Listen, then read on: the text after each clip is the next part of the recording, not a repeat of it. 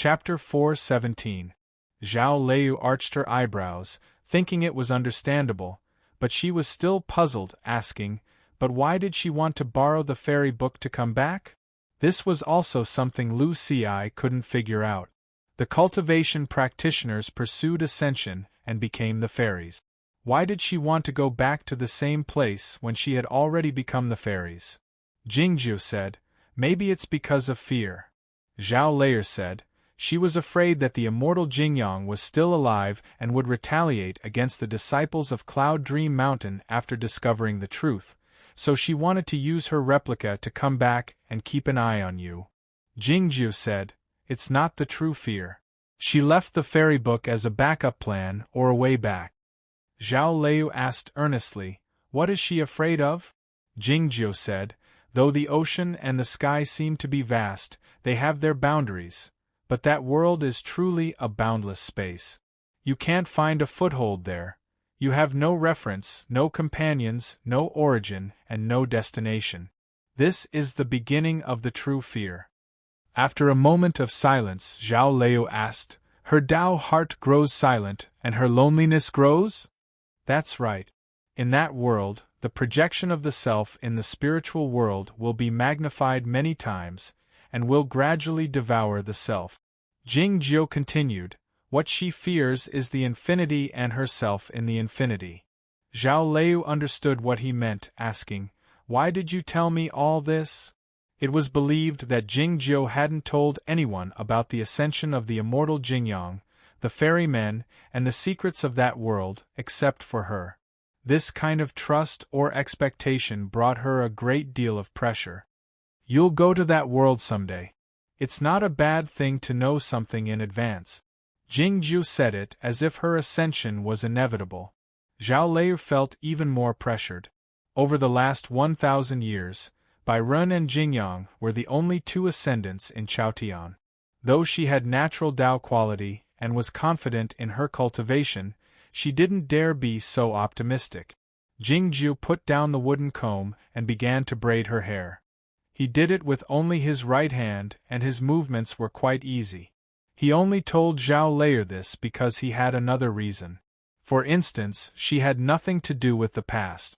In other words, he didn't completely trust Lu Xi and Yuan Qijing, but he trusted her very much.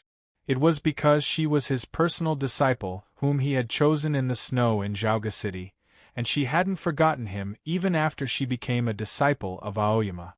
As someone with natural Tao quality who was nurtured by the Green Mountain sect, she didn't need to do anything to have a bright future.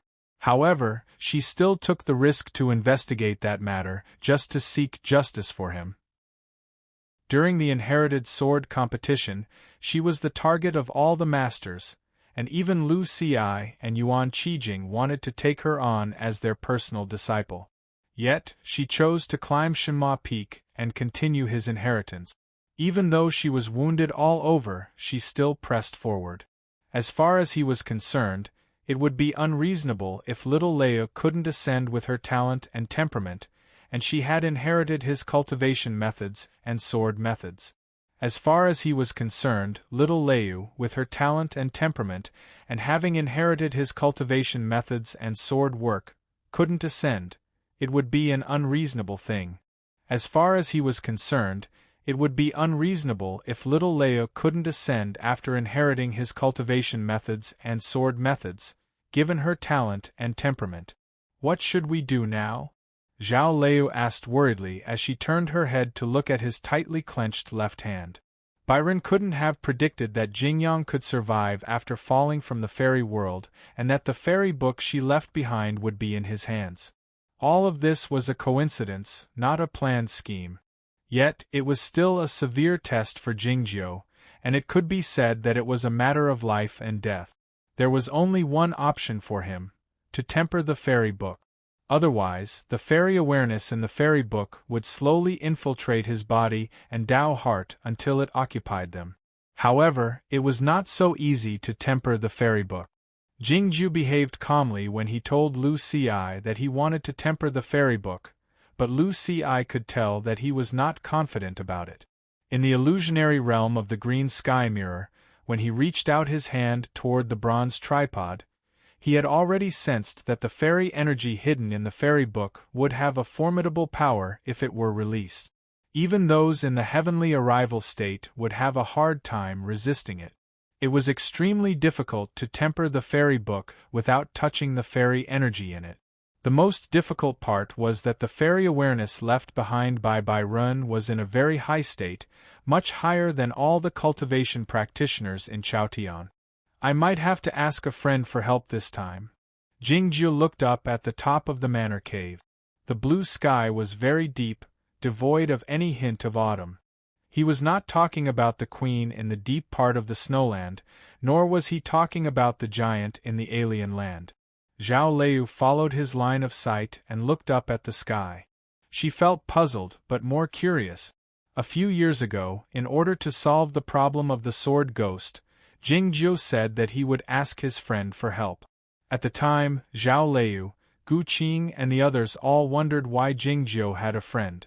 What had happened later proved that Jingjiu did have a friend, and his friend was the last king of the underworld. Zhao Lei really wanted to know who he was going to find this time, and what kind of earth-shattering figure that person would be. Jingjiu knew what was on her mind. "He is dead," said Jingjiu after a moment of silence while looking at the sky. The twilight enshrouded the Guoqing temple. The pine forest was as red as the fire in the stove, and the pagoda forest shone brightly.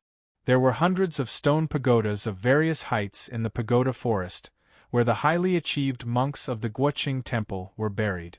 But it was tranquil instead of gloomy. Sitting on the stone steps in front of the meditation room, Yin San pressed the bone flute to his lips and played a soundless tune with his fingers. It was quiet and tranquil, devoid of any sorrowful intent.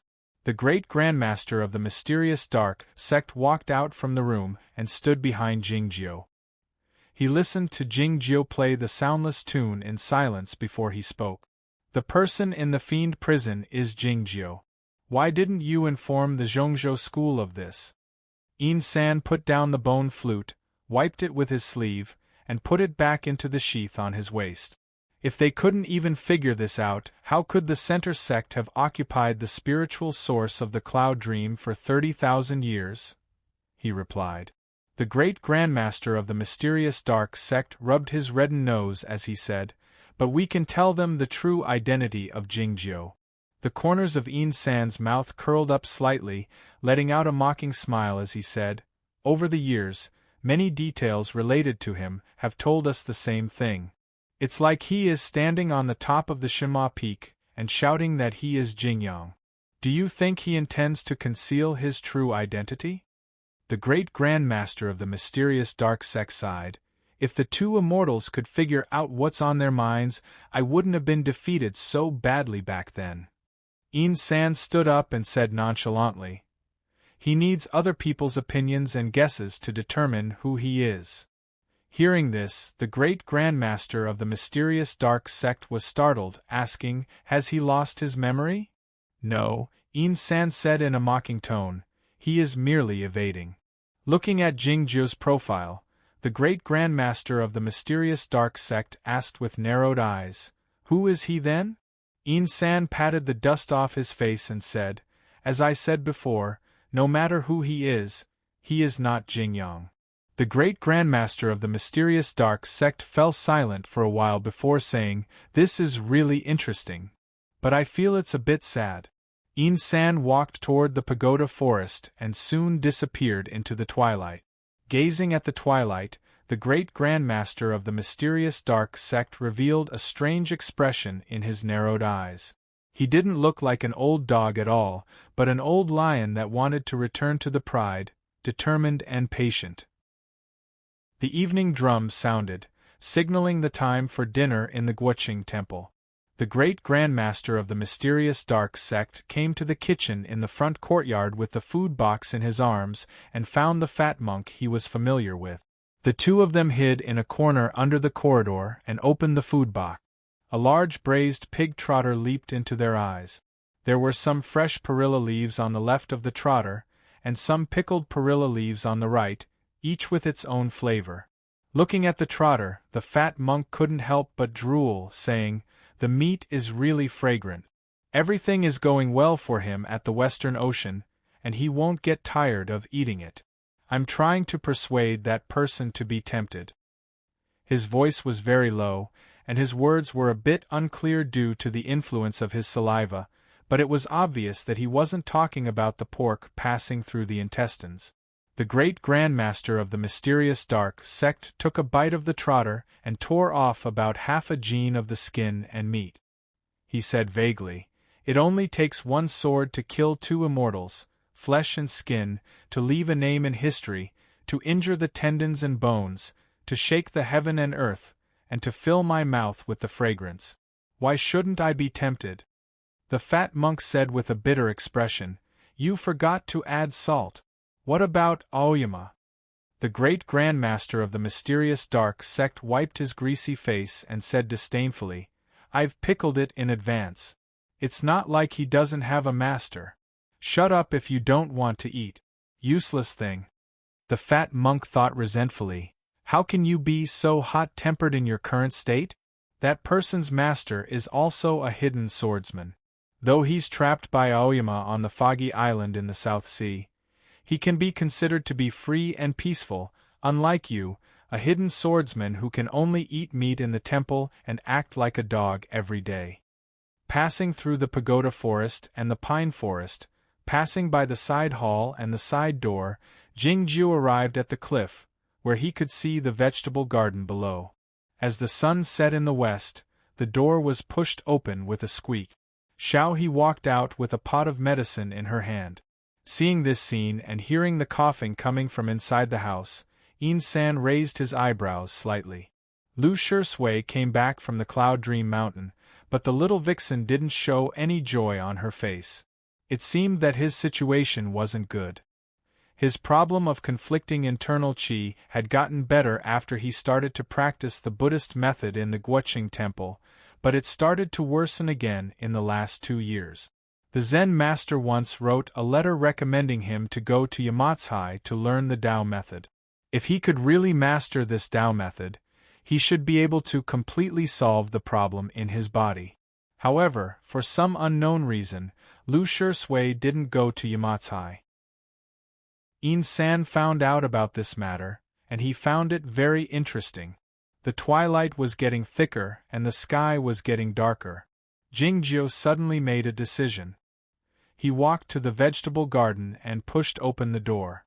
Looking at Lu Shui, he asked calmly, "Do you have wine? I'd like to drink 2 cups today." Chapter 4:18. Lu Shui recognized Jingjiu, feeling startled. Soon after, he felt quite delighted, yelling, "Master, no, Senior Master, how are you?" Back when he came to the Guoqing temple to study the Buddhist methods, he couldn't understand the true meaning of the scripts. It wasn't until he was instructed by Yin San that he finally understood the scripts and suppressed the conflicts of Zhenqi in his body. After he finished explaining the scripts, Yin San had disappeared from his life, which made him miss him very much. Now that he had met him again, he felt quite excited. He thought that Yin San must be a highly achieved monk of the Guoqing temple, so he called him Master reflexively. But on second thought, he thought that since Jingjiu wanted to drink wine, he might have misunderstood and thought that Jingjiu was a highly achieved monk invited by his young master. As such, he called him Senior Master hastily. Yin San indicated with a small smile that he didn't need to be overly courteous, and sat down by the table. Looking at the sumptuous dishes on the table, he found that the little vixen's cooking had improved a lot. He nodded satisfactorily, saying, "These dishes can go well with the wine." It was then that Xiao He walked in with a bowl of food in her hand. She was quite surprised to see Yin San. Yet, different from Lu Shui, Xiao He was less delighted and more cautious. She didn't wish to see any change in the peaceful days in the vegetable garden of the Zen temple. Glancing at the bowl in her hand, Yin San found that it was a bowl of pickled vegetables. The green bamboo shoots and the red-skinned radishes were a good match, exuding a faint sour fragrance. He was even more satisfied, saying, "You can have a bowl of rice after the wine." Xiao He bowed to Jingjiu with a small smile and placed the pickled vegetables on the table.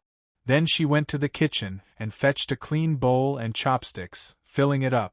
Yin San picked up the bowl of wine and had a sip. He found that the wine was ordinary and a bit bland, but he didn't mind it. He drank up the wine in the bowl in one gulp. Lu Shui refilled the wine in Jingjiu's bowl hastily. Yin San didn't eat any of the dishes, but drank another bowl of wine. It was interesting that the way he drank the wine was rather generous, but it seemed to him that it was a matter of course. A few years ago, during the turmoil of the fiend prison, the king of the underworld was killed by the old dragon. Jingjiu played a piece of music and drank a bowl of wine that evening. He played a piece of music that day, and he wanted to drink wine as well. After drinking 2 bowls of wine in a row, he picked up his chopsticks and picked up half a bowl of his favorite dishes. He ate slowly, occasionally picking up a piece of red radish to clear his mouth. "Didn't the young Zen master write a letter asking you to go to the one cottage house? Why don't you go?" Yin San suddenly asked Lu Shui. Lu Shui was certain that He San was a Jiu A and Jiu was. And San smiled and said, "Qing Lu Jing S is a Jiu, he when on. Jiu Jing sh on. Jiu." Yin San smiled and asked, "How was your comprehension of the Tao seeking?" Lu Shui thought about his cultivation in that world and his life as a bodyguard. He found that it was really simple and boring. He couldn't feel anything, so he said apologetically, "No." Yin San asked, "What about Jingjiu?" Lu Shui didn't even think about it and said directly, "Young master, it's not much different from outside. It's still the same." After a moment of silence, Yin San said, "That's good." On a cliff platform somewhere in the Cloud Dream Mountain, a few golden leaves drifted down along with the wind. Tong Yen stood under the tree and looked at the dreamlike Yun kingdom outside the cliff. No one knew what she was thinking. In his hand was a delicate little wine pot. Every time a leaf fell, he would pick it up and take a sip. The drinking of the cultivation practitioners was not much different from that of the mortals. It was necessary to give them something good as a gift. Hejan had copied the method of roasting fish for Jing Shui before he went to White Town. Jing Shui had roasted hundreds of fish according to the method, but he still couldn't taste the same, so he had to give up. At the moment, the gifts he used to give the wine were not the yellow leaves drifting down with the wind, but the few go pieces in his left hand. The go pieces rubbed against each other and turned in his palm, producing a clear and deep sound that was pleasing to the ears. As far as Jing Shui was concerned, it was no different from a delicious dish. Jing Shui played chess less and less because he found it boring. Nobody in the world could defeat him, and he couldn't defeat Jingjiu no matter how hard he tried, either in the real world or in the illusionary realm of the green sky mirror. Yet, the way Jingjiu played chess was still as boring as before. He would only think of drinking wine when he was bored, so he didn't use Zhen Yuan to alleviate his boredom. As the 70th yellow leaf drifted down, Jing Shui finally felt tipsy. It was a good feeling to feel like a fairy. Tong Yen thought that it was unnecessary for mortals to cultivate so hard after ascending to become a fairy man. All the mortals needed was a few jars of wine. Was it really worth it to pay so much for the elusive path toward heaven? Jing Shui leapt up from the railing with the wine jar in his hand and traveled with the wind. After traveling in the clouds and fog for a long time, he arrived at a remote and secluded valley. This place was the periphery of the Cloud Dream Mountain and close to the forbidding formation, so few disciples of the Zhongzhou school would come here. It was probably for this reason that Lo Huainan built her secret manor house here in secret. Tong Yen walked in after activating the 3 layers of the forbidding formation of the manor house with the wine jar in his hand. The light belt made of crystals was illuminated by the fresh wind, illuminating the simple and clean furnishings inside.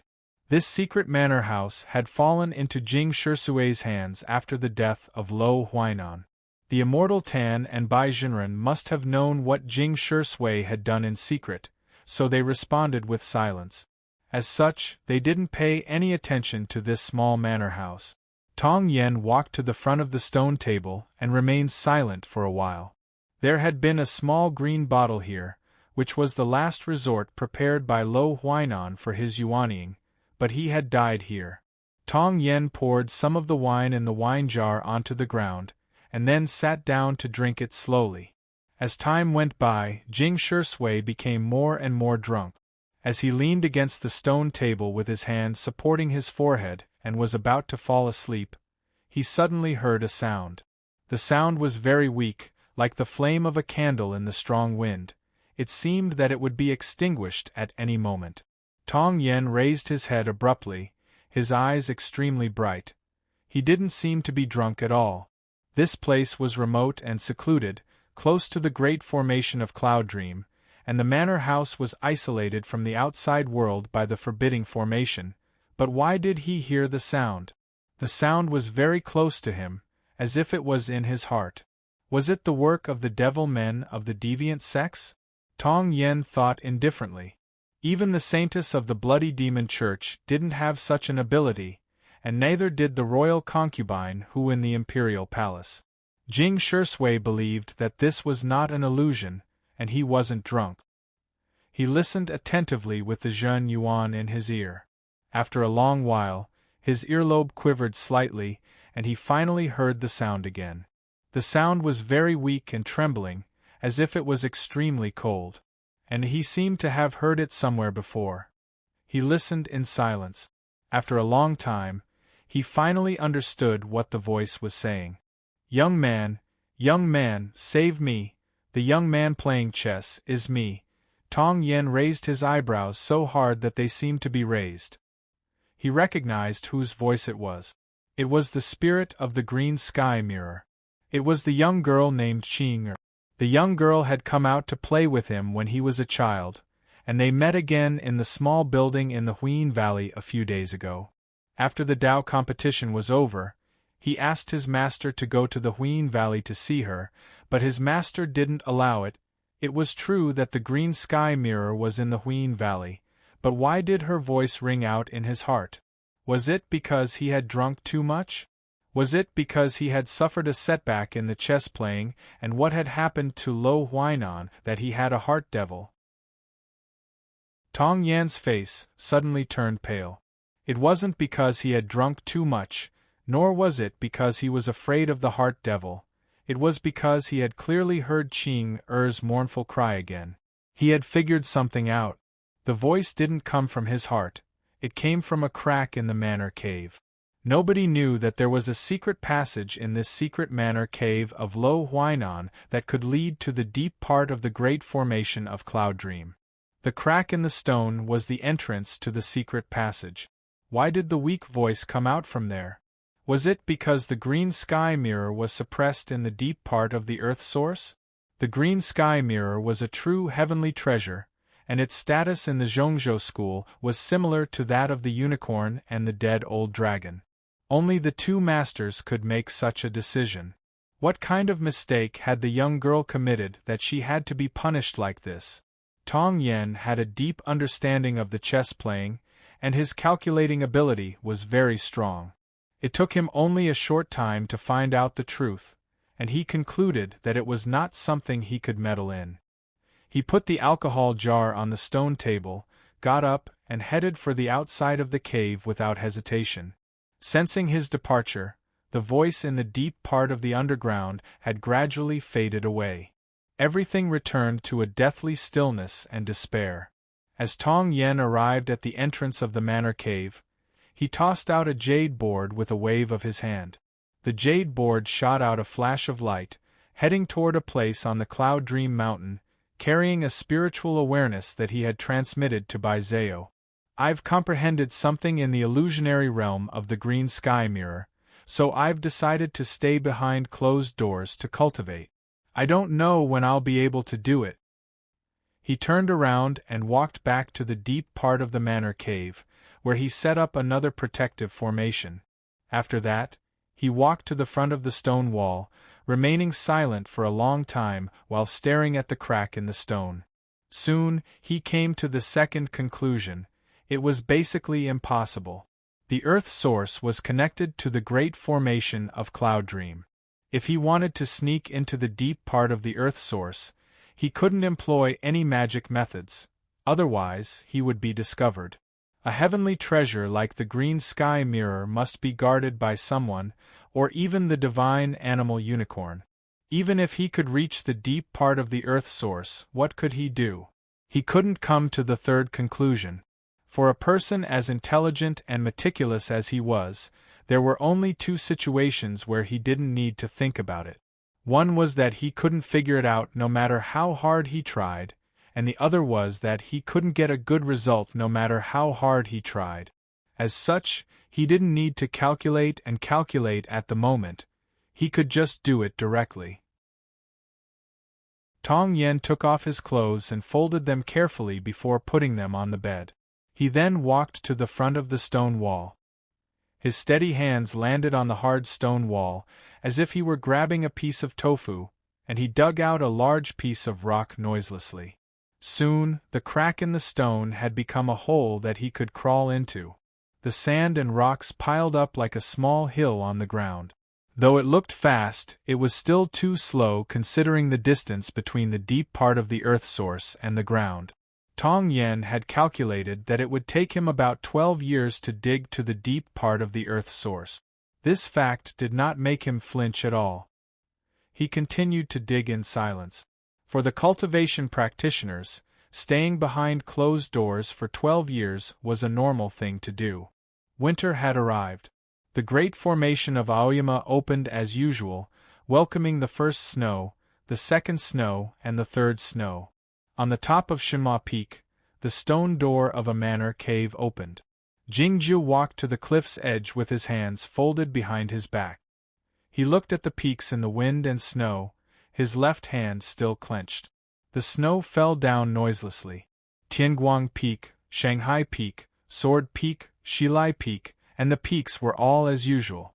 The scenery in front of him was no different from the scenery he saw when he decided to leave for Zhaoga City a few years ago.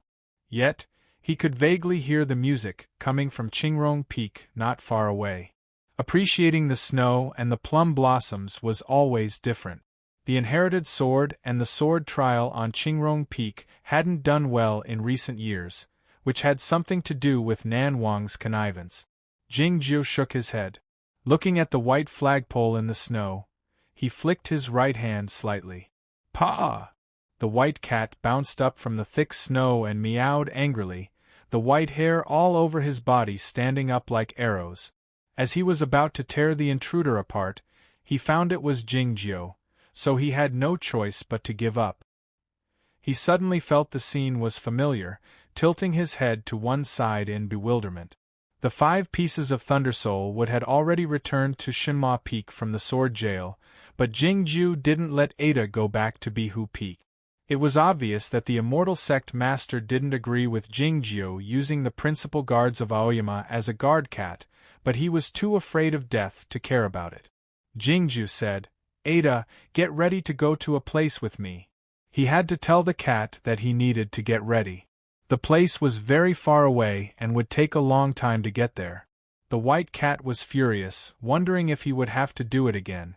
It would be fine if he traveled the human world with Jingju to bully people and treat them as his ancestors, but he would encounter either the old dragon or the godly swordsman of West Ocean. Who could stand it?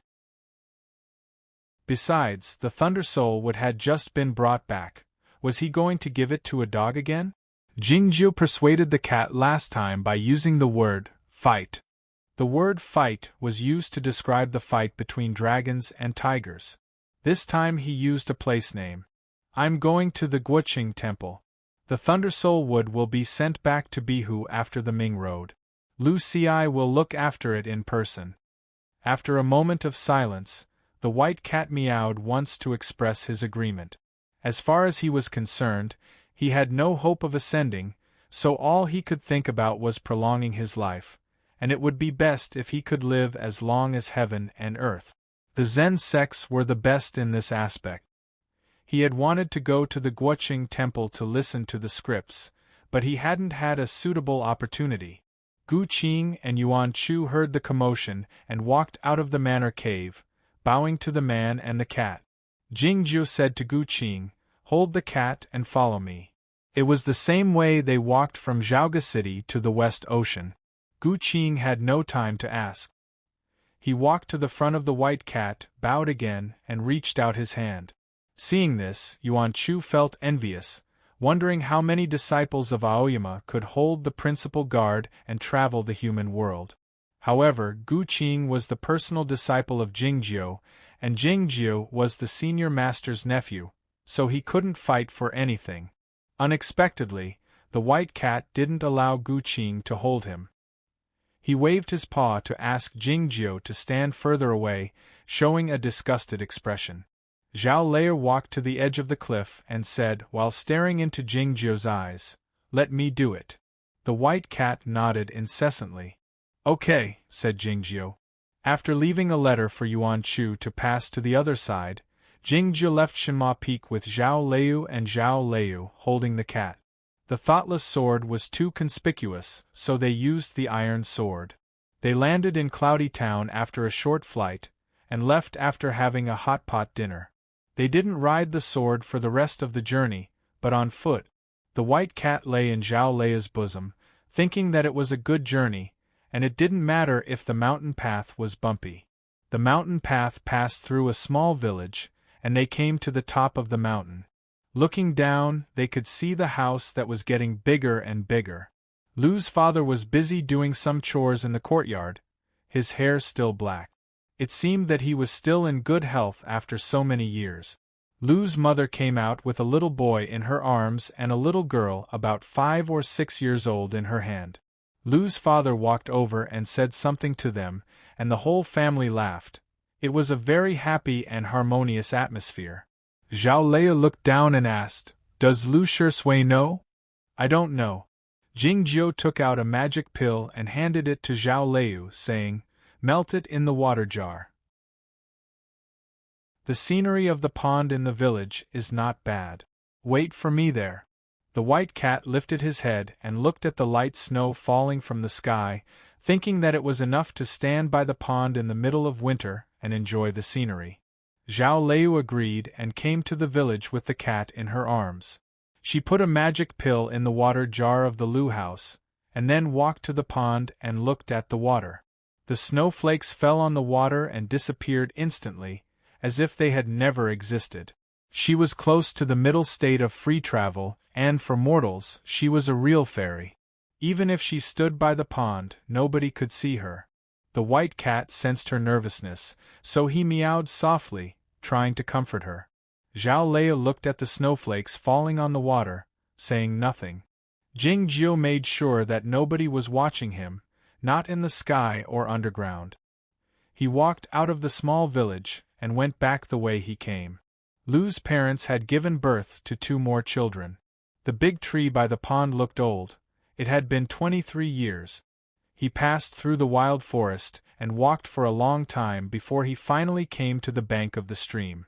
It was here that he cut wood to make a fire and dried his clothes for the first time in his 2 lives. Snow fell on the stream, and the pond upstream was covered with thin ice.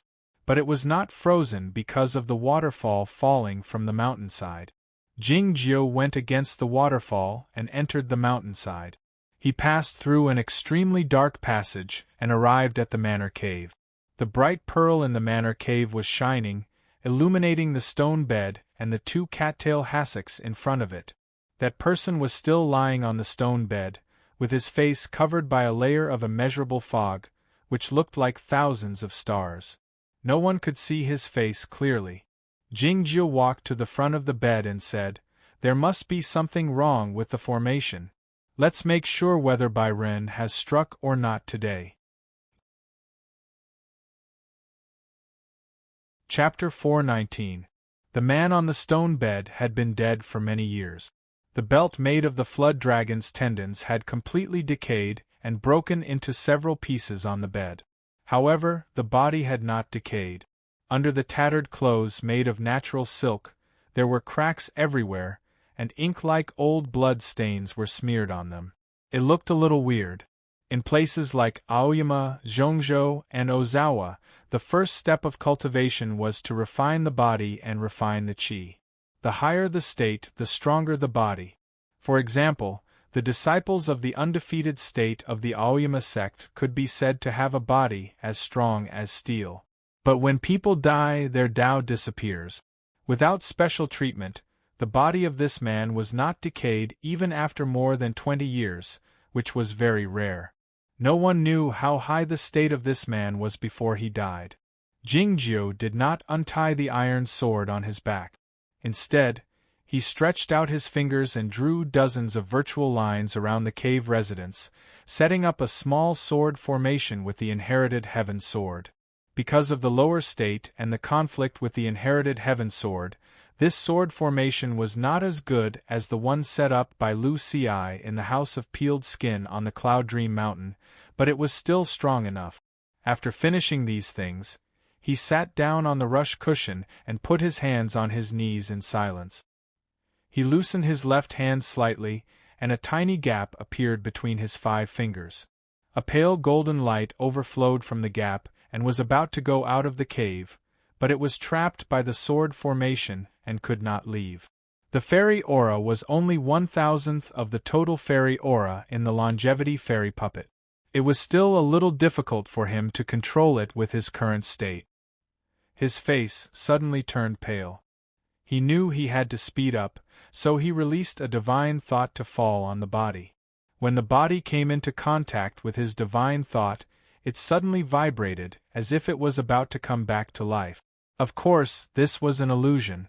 Jingjiu was using his divine thought to replace the body to exercise his qi, trying to force out those things that were suppressed in the depths of the Taoist heart and internal organs. It did not take long for a dozen light spots to float out from the wounds on the body of the body. If one looked carefully, he would find that those light spots were also pale golden, and they were actually fragments. But because they were too small, they looked like light spots.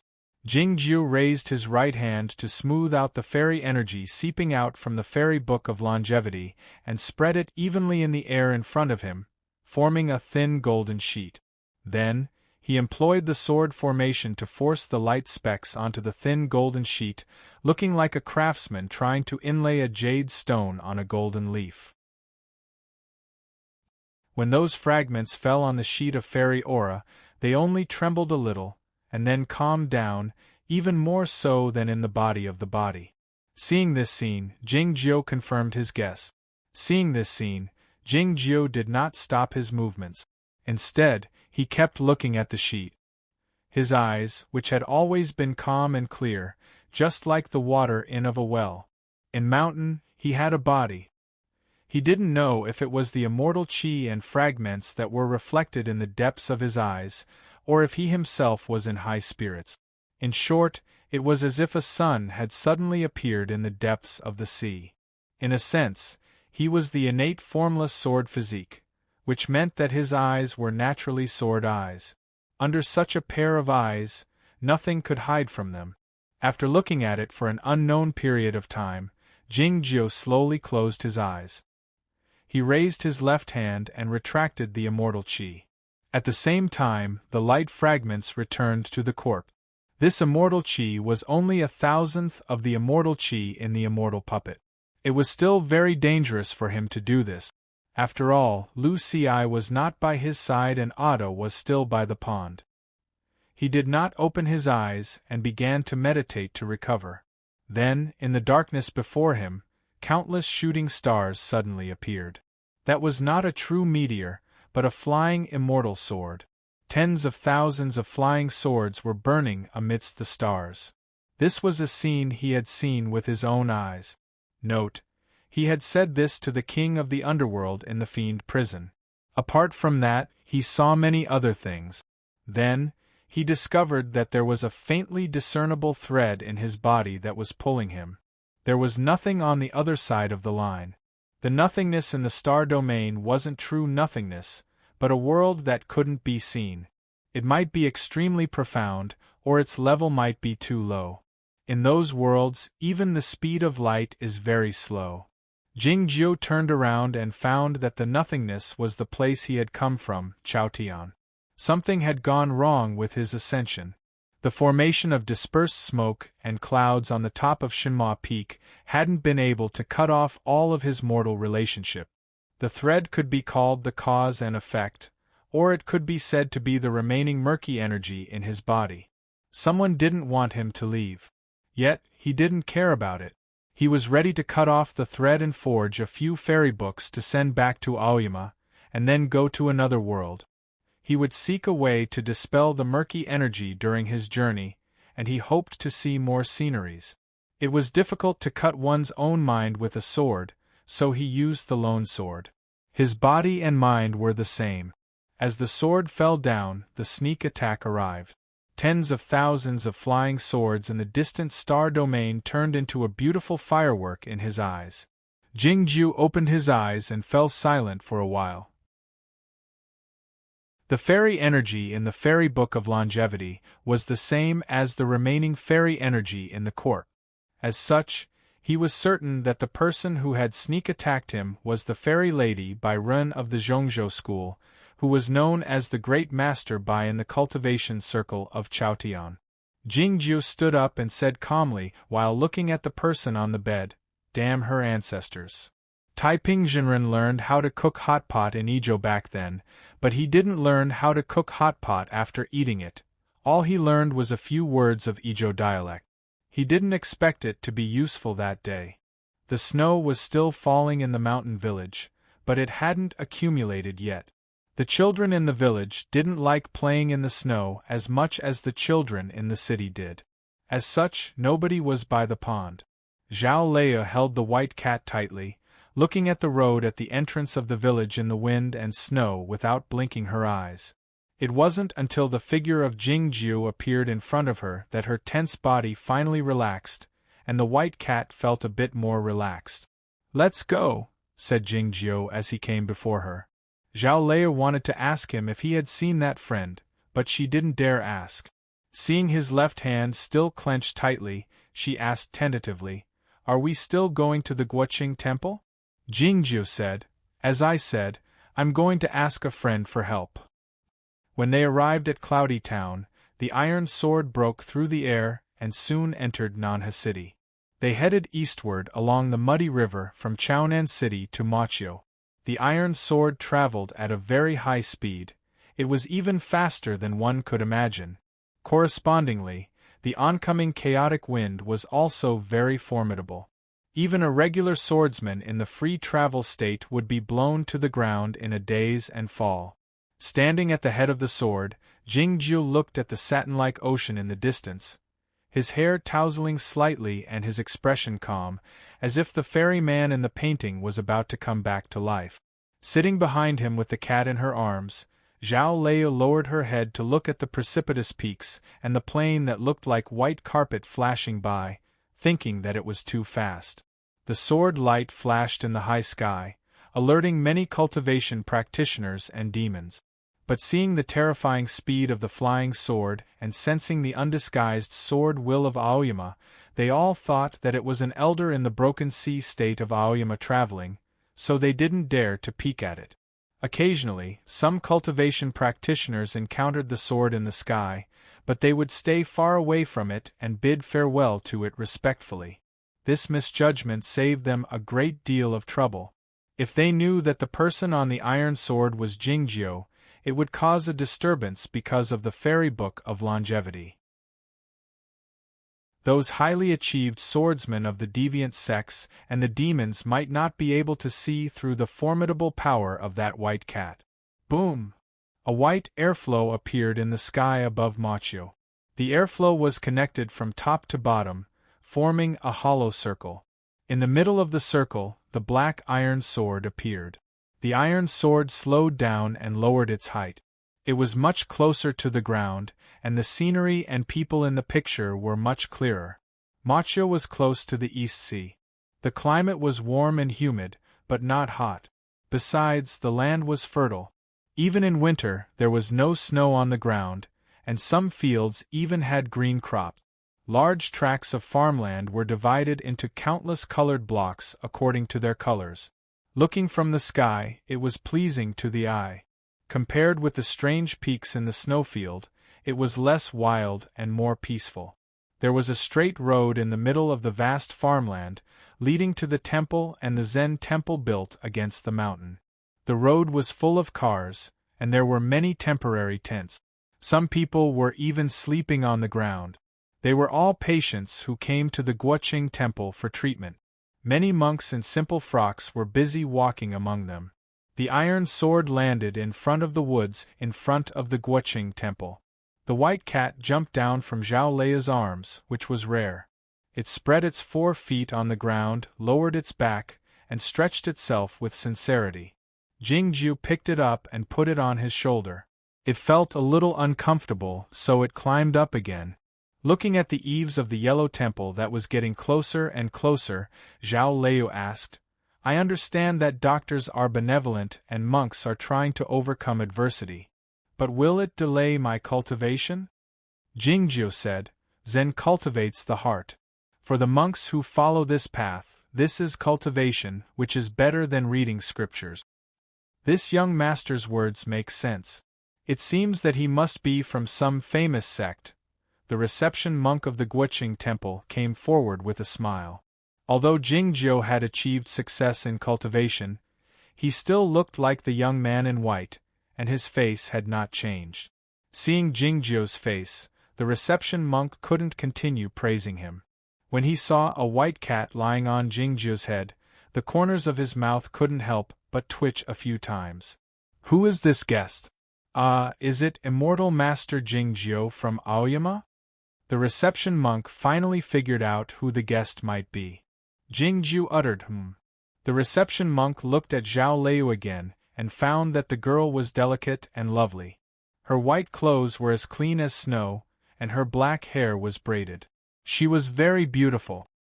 He thought that since she could travel side by side with immortal Master Jingzhou, who was known for his indifference, she must be Fairy Bai Zhao from Zhongzhou School. 2 young powerhouses of the righteous came to visit at the same time. What happened? No matter which temple the reception monk was from, they were always quick-witted and quick-witted. The Guoqing temple was no exception.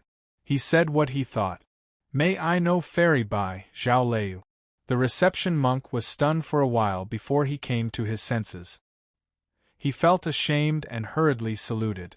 Then he turned to Jingzhou and said, "May I know why the 2 immortal masters of Aoyama have come?" Jingzhou said, "I'm looking for someone." The reception monk thought that the relationship between the temple and Aoyama had always been mediocre, and that the Zen master had always been close to the disciples of Shinma Peak. He said hurriedly, "Zen master has gone to White Town." Jingzhou said, "I'm looking for Monk Decheng." The reception monk wished he could slap himself. He lowered his head and stretched out his hand, planning not to say another word.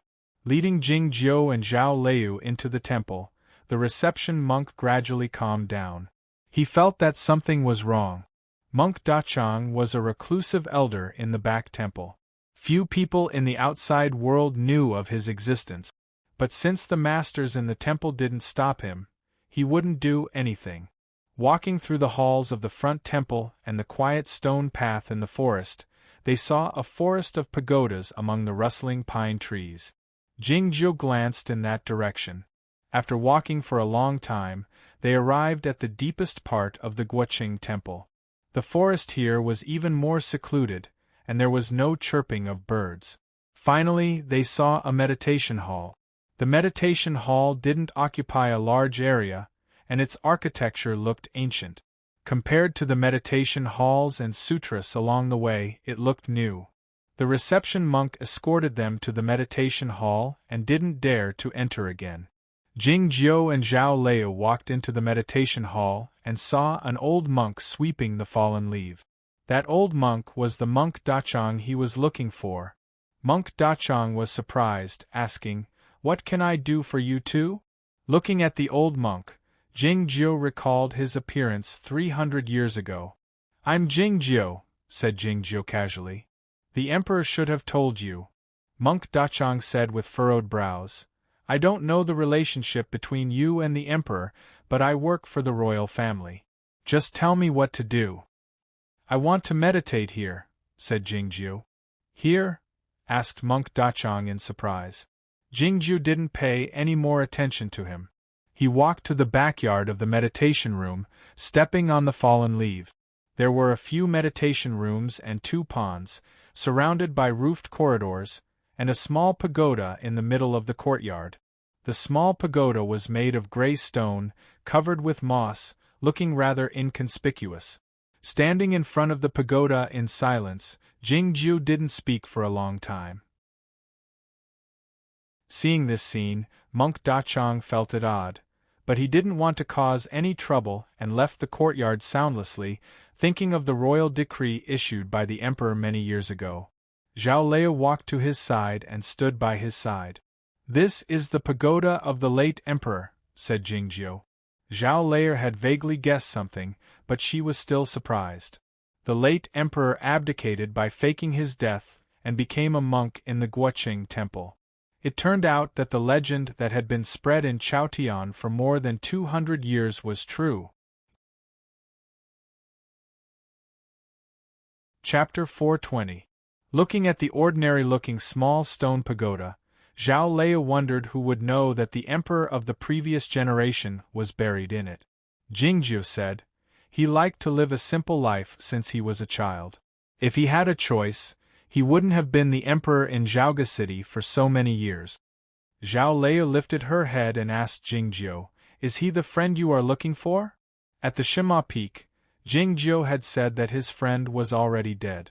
Jingjiu said, "Though it's not accurate, he has always been more like a friend to me." Zhao Lei fixed her gaze on Jingjiu's clenched left hand, asking, "How can he help you?" "I haven't come here often, but every time I come, it's the most peaceful place." Looking at the stone pagoda, Jingjiu had a calm expression in his eyes. It was unclear whether it was a shallow feeling or a deep affection. The most difficult part of tempering the fairy book was not the powerful fairy energy, but the fairy awareness left by Bai Ren. The true fairy awareness couldn't be destroyed by the magic methods of the human world. It would infect the Tao heart like the spring rain on the night and the candlelight on the beam. Both the Tao heart and the Zen heart were hearts. Only when one's heart was as tranquil as the water could one resist the infection. This small stone pagoda, the setting sun in the pagoda forest, the ancient temple illuminated by the setting sun, the morning bell and evening drum in the temple, and the recitation of scripts in the rustling pines could help Jingjiu calm his heart, and then lead the fairy awareness to the place of quietude. This was the reason Jingjiu came to the Guoqing temple. The white cat woke up and opened his eyes, looking around the quiet courtyard, feeling a bit perplexed and nervous. He lifted his head and sniffed the air. It was unclear what he smelled, but he gradually calmed down and climbed down from Jingjiu's body. He didn't jump back into Zhao Lei's bosom. Instead, he walked slowly to the futon in front of the small stone pagoda, curled himself into a circle, closed his eyes, and entered the sweet dreamland again. Seeing this scene, Zhao Lei said after a moment of silence, "In fact, I've always thought tempering the fairy book was impossible, but I have some confidence now." "How is your cultivation state now?" Jingjiu asked. Zhao Lei said, "Not far from the middle state of free travel." Jingjiu said, "It's not a good thing to be too fast. I'd better settle down first and listen to the scripts for a few years at the Fruit Formation Temple." In Jingjiu's mind, little Leia's cultivation state was close to his. Too fast was too fast. If it were something else, Zhao Lei would definitely listen to him, but not this time. She pressed her lips together stubbornly, not willing to make a sound. Before she entered the Green Mountain sect, she had regarded Grandmaster Jing Yang as her idol and goal to pursue. She regretted that she couldn't live in the same era as such an unparalleled genius. Now that she had such an opportunity, she couldn't let it go. Jingju knew what was on the young girl's mind. He reached out his hand and rubbed her head, saying, "The scripts of the Zen sects are quite interesting. Lu Shui has already learned them. You should learn this lesson first. It will be beneficial for you." Perhaps it was because his calm voice was very persuasive, or maybe it was because his hand was very warm. Zhao Lei finally agreed. "When are we going to visit Lu Shui?" she asked. Jingju didn't understand. He had just met Shui on the Cloud Dream Mountain not long ago, and he had told her everything he needed to know. Why would she visit him? Seeing his expression, Zhao Lei was certain that he was still the same guy who didn't care about worldly affairs and couldn't deal with worldly affairs. His words and the temperament he exuded were all fake. "His home is in the Guoqing Temple," she said indignantly. "Now that we are here, of course we should visit him. The ways of the world are not important, but it is you who sent Lu Shui to the Guoqing Temple. If you don't visit him, how sad will he be when he finds out?" Jingju understood what she meant after some thought. "I don't know where he lives," he said. "I know," Zhao Lei said seriously while staring into his eyes. It was Gu Qing who was in charge of communicating with Lu Shui in Shenma Peak, and it was Gu Qing who delivered the vegetables to the vegetable garden. Before she left Shenma Peak, it was Gu Qing who told her the address of the vegetable garden and reminded her to remind Jingjiu to visit it. In other words, without Gu Qing, she would have forgotten about it, and she wouldn't be qualified to instruct Jingjiu. Of course, she wouldn't tell Jingjiu about it. The arrival of Zhao Lei and Jingjiu at the same time alerted the important figures in the Guoqing Temple. Jingjiu didn't want to deal with these affairs, and he thought that Zhao Lei didn't want to either. As such, he entrusted these affairs to Monk Dacheng. Monk Dacheng was the vice-chancellor of Taichung Temple in Zhaoga City. He had served the emperor all his life and lived in the Guoqing Temple for 300 years, so it was easy for him to deal with these affairs. Every year, a state duke would come to Zhaoga City to fulfill the vow on behalf of the emperor, and they would live in the temple with the corresponding wooden boards for easy access. Jingjiu and Zhao Lei came out of the Guoqing Temple with 2 wooden boards in their hands, and came to the foot of the cliff outside the side gate. The sunlight was not warm in winter, and there weren't many green vegetables in the vegetable garden. It looked a bit barren. Standing on the cliff and looking at the vegetable garden, Jingjiu thought this place was not so good, and even the few clusters of bamboos didn't look vigorous. He wondered why Lu Shui didn't want to go to Yamatsai. The winter sun couldn't warm the body, but it could warm the heart. Lu Shui sat on the bench in front of the door, reading the script, and Xiao He was embroidering shoes for him. Seeing Jingjiu and Zhao Lei walking in, Lu Shui felt surprised, but he felt more puzzled. He was fully aware that his young master was so lazy that he wouldn't come to the Guoqing Temple to see him, not to mention that they had just met a few days ago, and they had spent so many years together in the illusionary realm in the royal palace. Xiao He was startled, and she didn't even notice that her finger was pricked by the needle. She hurriedly stood up and bowed to Jingjiu, and then to Zhao Lei. According to the order of the Shenma Peak, Zhao Lei was the peak lord, so she should be in the first place, and Xiao He should bow to her first. But Xiao He was scared just by looking at Jingjiu, so she didn't think about it. They didn't need to drink wine to welcome the guests, but they needed to have a meal when relatives came. The table was full of good dishes, and it was extremely sumptuous. Jingjiu didn't eat, and he casually picked up the green bamboo shoots from the pickled vegetables. He felt it was still a bit sour, so he put down the chopstick. Xiao He couldn't help but feel a bit resentful when she saw his action. She didn't feel better until Zhao Lei ate a whole stewed fish. After the meal, Xiao He went out to get new tea for them. Jingjiu suddenly asked, "Why don't you want to go to Yamatsai?" This was the second time he asked this question. Lu Shui lowered his head, saying nothing. Thinking of Zhao Lei's unwillingness to accept his invitation in front of the small stone pagoda, Jingjiu couldn't help but feel helpless, wondering why she was so stubborn. Zhao Layer got up and walked out of the room, leading Xiao He to a place far away so they wouldn't disturb the conversation between the master and the servant. I won't tell anybody. Jingjiu made a promise. This was a rare behavior for Jingjiu. Lu Shui got up and took out a case from a secret passage in a corner of the room. There was a fan and a pen in the case. Looking at the fan, Jingjiu said, "It's ordinary." Then, he looked at the pen and said with a grave expression, "It's not bad. It must be a powerful magic treasure in Chaotian if it could be evaluated by Jingjiu as not bad." A buzzing sound suddenly broke out in the room.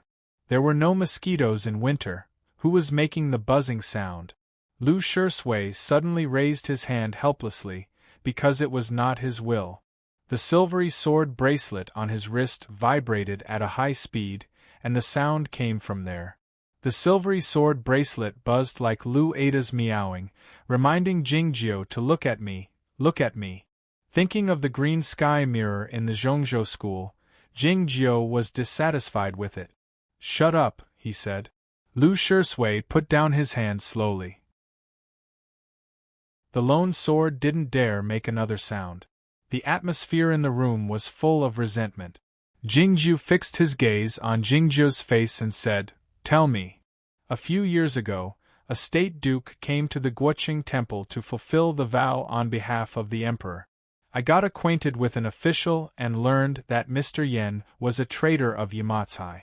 I heard that he stole the pen of the guard city when he betrayed the study house and was pursued by the scholars of the study house. But I don't think it's that simple. I don't know if Mr. Yen is a good person, but I'm certain that he is a warm-hearted person. Otherwise, he wouldn't have died to save me." Lu Shui told Jingjiu about what had happened back then. Thinking of the scene in which Mr. Yen turned into ashes and died, he shed tears silently. Back then, the king of the underworld was trapped by this pen and then suppressed by the fairy puppet. If the scholars of Yamatsai knew that you had this pen, it would be troublesome indeed. Jingjiu continued, as if he didn't see his tears. "So it's better if you don't let them know." Lu Shui wiped off his tears with his sleeve and said, "But I'm afraid that if I go to Yamatsai, I won't be able to stop myself from investigating what had happened to Mr. Yen back then, which would cause trouble for you, young master. Everybody knows the relationship between young master and me, so it's meaningless for you to expel me from the sect." Jingjiu sighed. "You know about it too?" "Yes," Lu Shui said. "That's why I haven't been willing to go to Yamatsai." Jingjiu said, "But the problem of the zhenqi in your body has to be solved. Think about it yourself. If you can't solve it, you'd better go back to the sword jail and ask that dog for help." Lu Shui said, "I also think it's a good idea. The master dead dog is my senior, so I can't just leave him to die." "You're wrong," Jingjiu said. "Speaking of leaving someone to die, that dog has done the most things besides the old dragon, because that's what they do." Lu Shui was taken aback a little and said, "Young master, it seems that you talk a lot more than before." Jingjiu got up and walked to the outside of the room. "Let's go," he said to Zhao Lei, who was looking at the boring snowy scenery. Jingjiu and Zhao Lei walked to the outside of the vegetable garden and were about to return to the temple along the mountain path. But they found Lu Shui was following them naturally. Jingjiu uttered "Young master, since you're going to live in the Guoqing temple for a long time, how can you lack someone to serve you?" Thinking of the past events in Aoyama, Lu Shui felt much better. "I haven't done this for many years since I left the South Pine Pavilion," he said with a smile. "All right," Jingjiu said after some thought. The door of the vegetable garden was closed. Creak. Chapter 421. As soon as Jingjiu returned to the Fruit Formation Temple, he saw a familiar young monk in front of him. However, this monk's face was darker than before, and he looked more weathered than before. Seeing Jingjiu, the young monk was pleasantly surprised. He uttered an "ah" and then covered his mouth with his hands, not daring to speak. Jingjiu had always been indifferent to others, but somehow he felt happy to see this young monk. Perhaps it was fate. "We meet again," he said with a smile.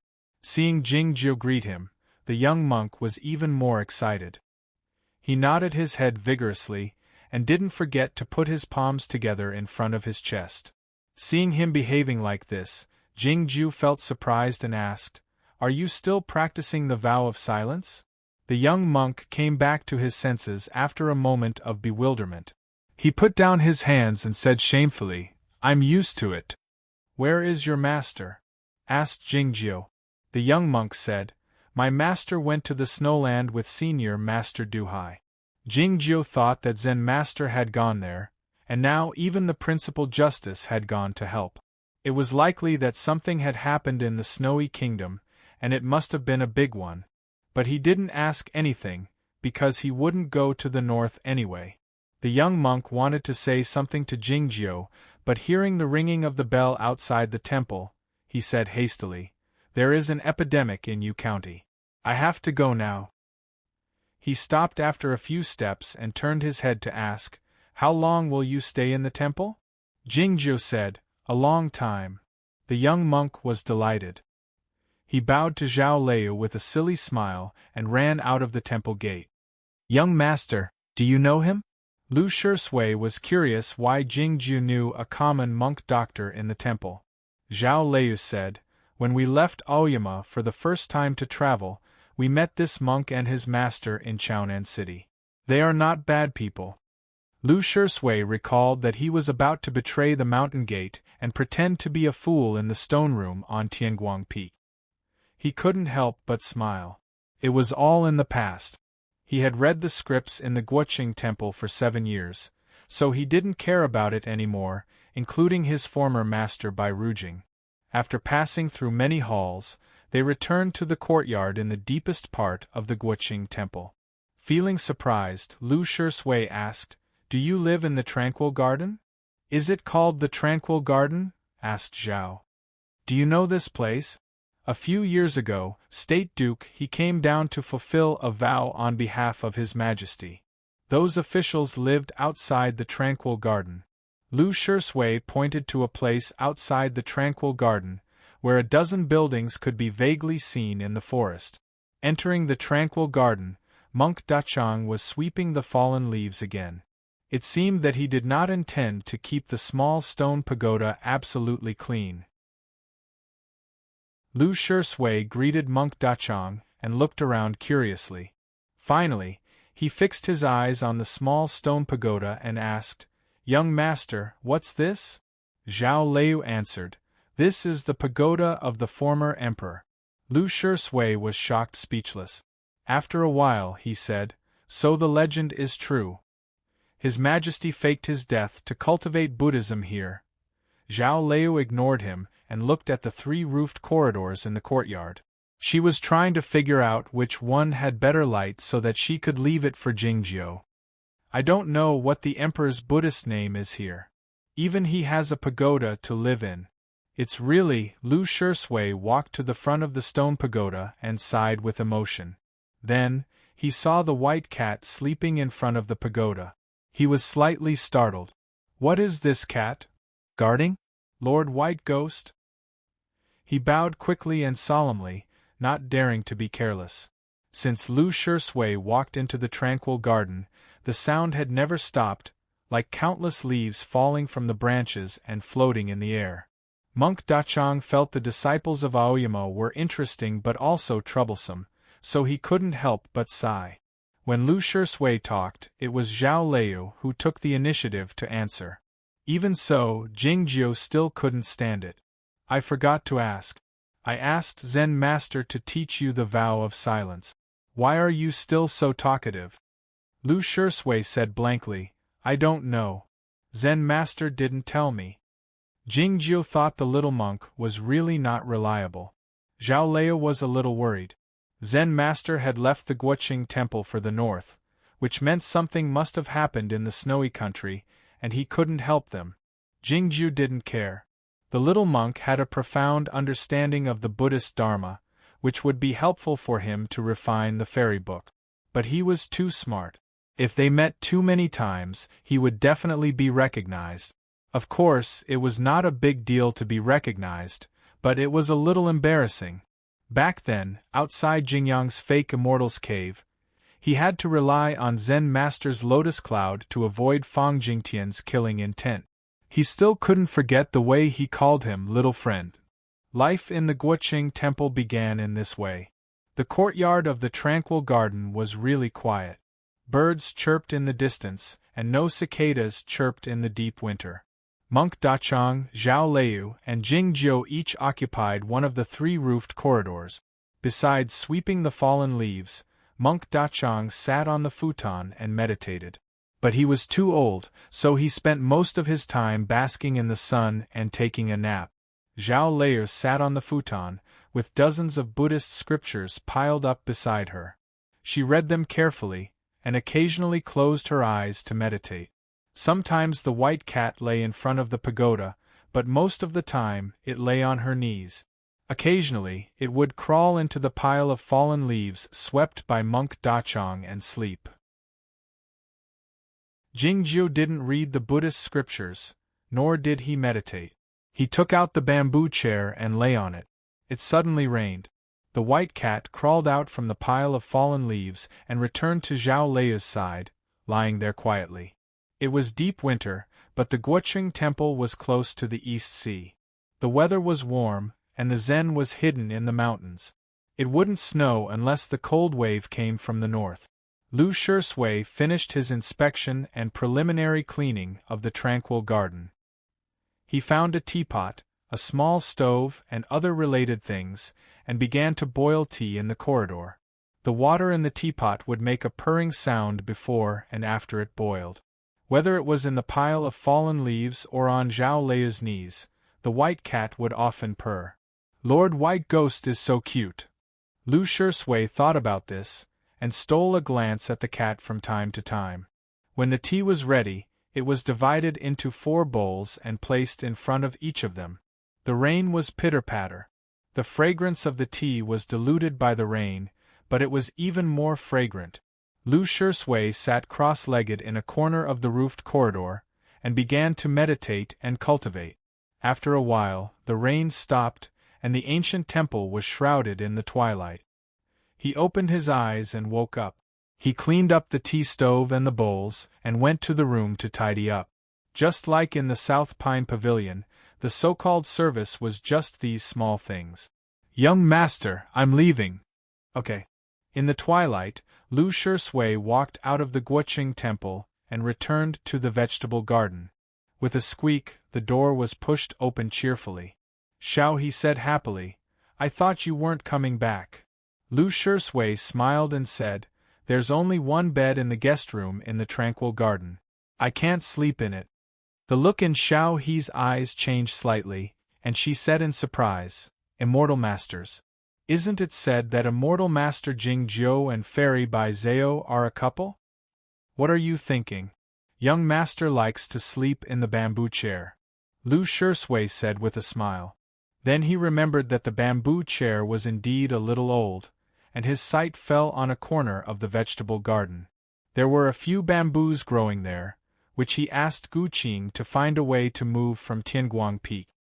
He didn't know whether it was because of the soil and water or some other reasons, but they didn't grow as well as they did in Aoyama, and he didn't know if they were suitable to repair the bamboo chair. 5 days later, in the early morning, the faint sound of a bell was heard. Jingjiu stood up from the bamboo chair and left the tranquil garden with Zhao Leiyu, walking toward the temple.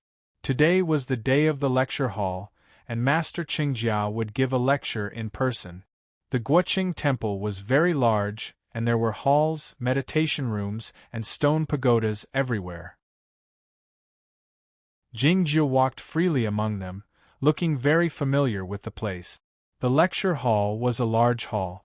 At this time, dozens of monks had already gathered, wearing robes that represented different generations. They sat on cattail hassocks, making no sound. Seeing Jing Jiu and Zhao Leiyu walk into the hall, the monks were a little surprised. After all, this was the inner temple. Why were these 2 benefactors here? A monk knew the identities of Jing Jiu and Zhao Lei, so he said something to them in a low voice. Then his gaze fell on Master Qingjia, waiting for his decision. Master Qingjia was also a little surprised, wondering if these two really came to the temple to listen to the sutras. Both the Aoyama sect and Zhongzhou school were the leaders of the orthodox sects, so the Guoqing temple would give them enough respect. However, the lecture hall had never allowed outsiders to stay here. Thinking of the relationship between Zen Master and Shinma Peak, Master Qingjia smiled and shook his head, indicating that it was fine. Zhenren Jingyang was half a teacher to Zen Master. Today, it could be considered a little repayment. Jing Jiu and Zhao Lei walked to an inconspicuous corner. Back on the chessboard mountain, Zhao Lei had reminded him that he had to pay attention to such occasions, so he didn't bring a bamboo chair and sat on a cattail hassock like the other monks.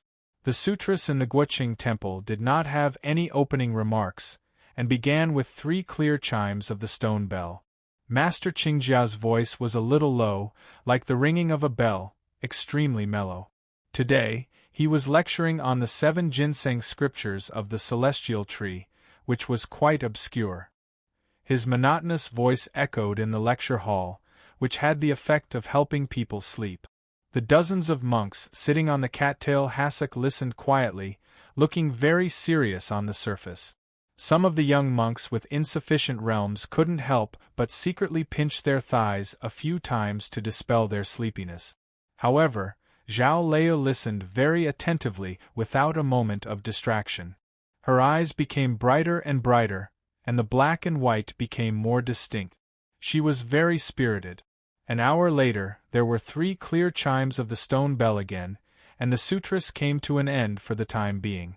Most of the monks were still sitting on the cattail hassock, continuing to comprehend the master's explanation.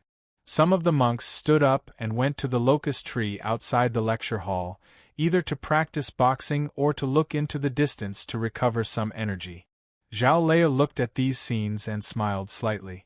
Thinking of the scene of the Dao competition in Zhongzhou school described by Gu Qing, she thought that if Zhuoruzhui were here, he would probably fall asleep in no time. Then she looked at Jing Jiu beside her, wanting to ask him something, but found that his eyes were closed, and his breathing was long and steady. He had actually fallen asleep. What sutras are they listening to? Lu Shisui went to the tranquil garden and found that neither Jing Jiu nor Zhao Lei were there.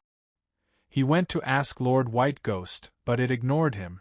So he went to disturb Monk Dachang and found out that they had gone to listen to sutras. He had already read and interpreted those sutras, so there was no need for him to listen to them again. So what was he going to do today? He went back to the vegetable garden and chopped a few bamboos. Then he returned to the tranquil garden and started to repair the bamboo chair. Monk Dachang walked to the courtyard and started to sweep the fallen leaves. Seeing Jing Jiu's increasingly proficient movements, Monk Dachang mused with a smile, thinking that these disciples of Aoyama were really interesting. Where do you carry the fallen leaves to after you sweep them every day? Master, please do these things for me in the future.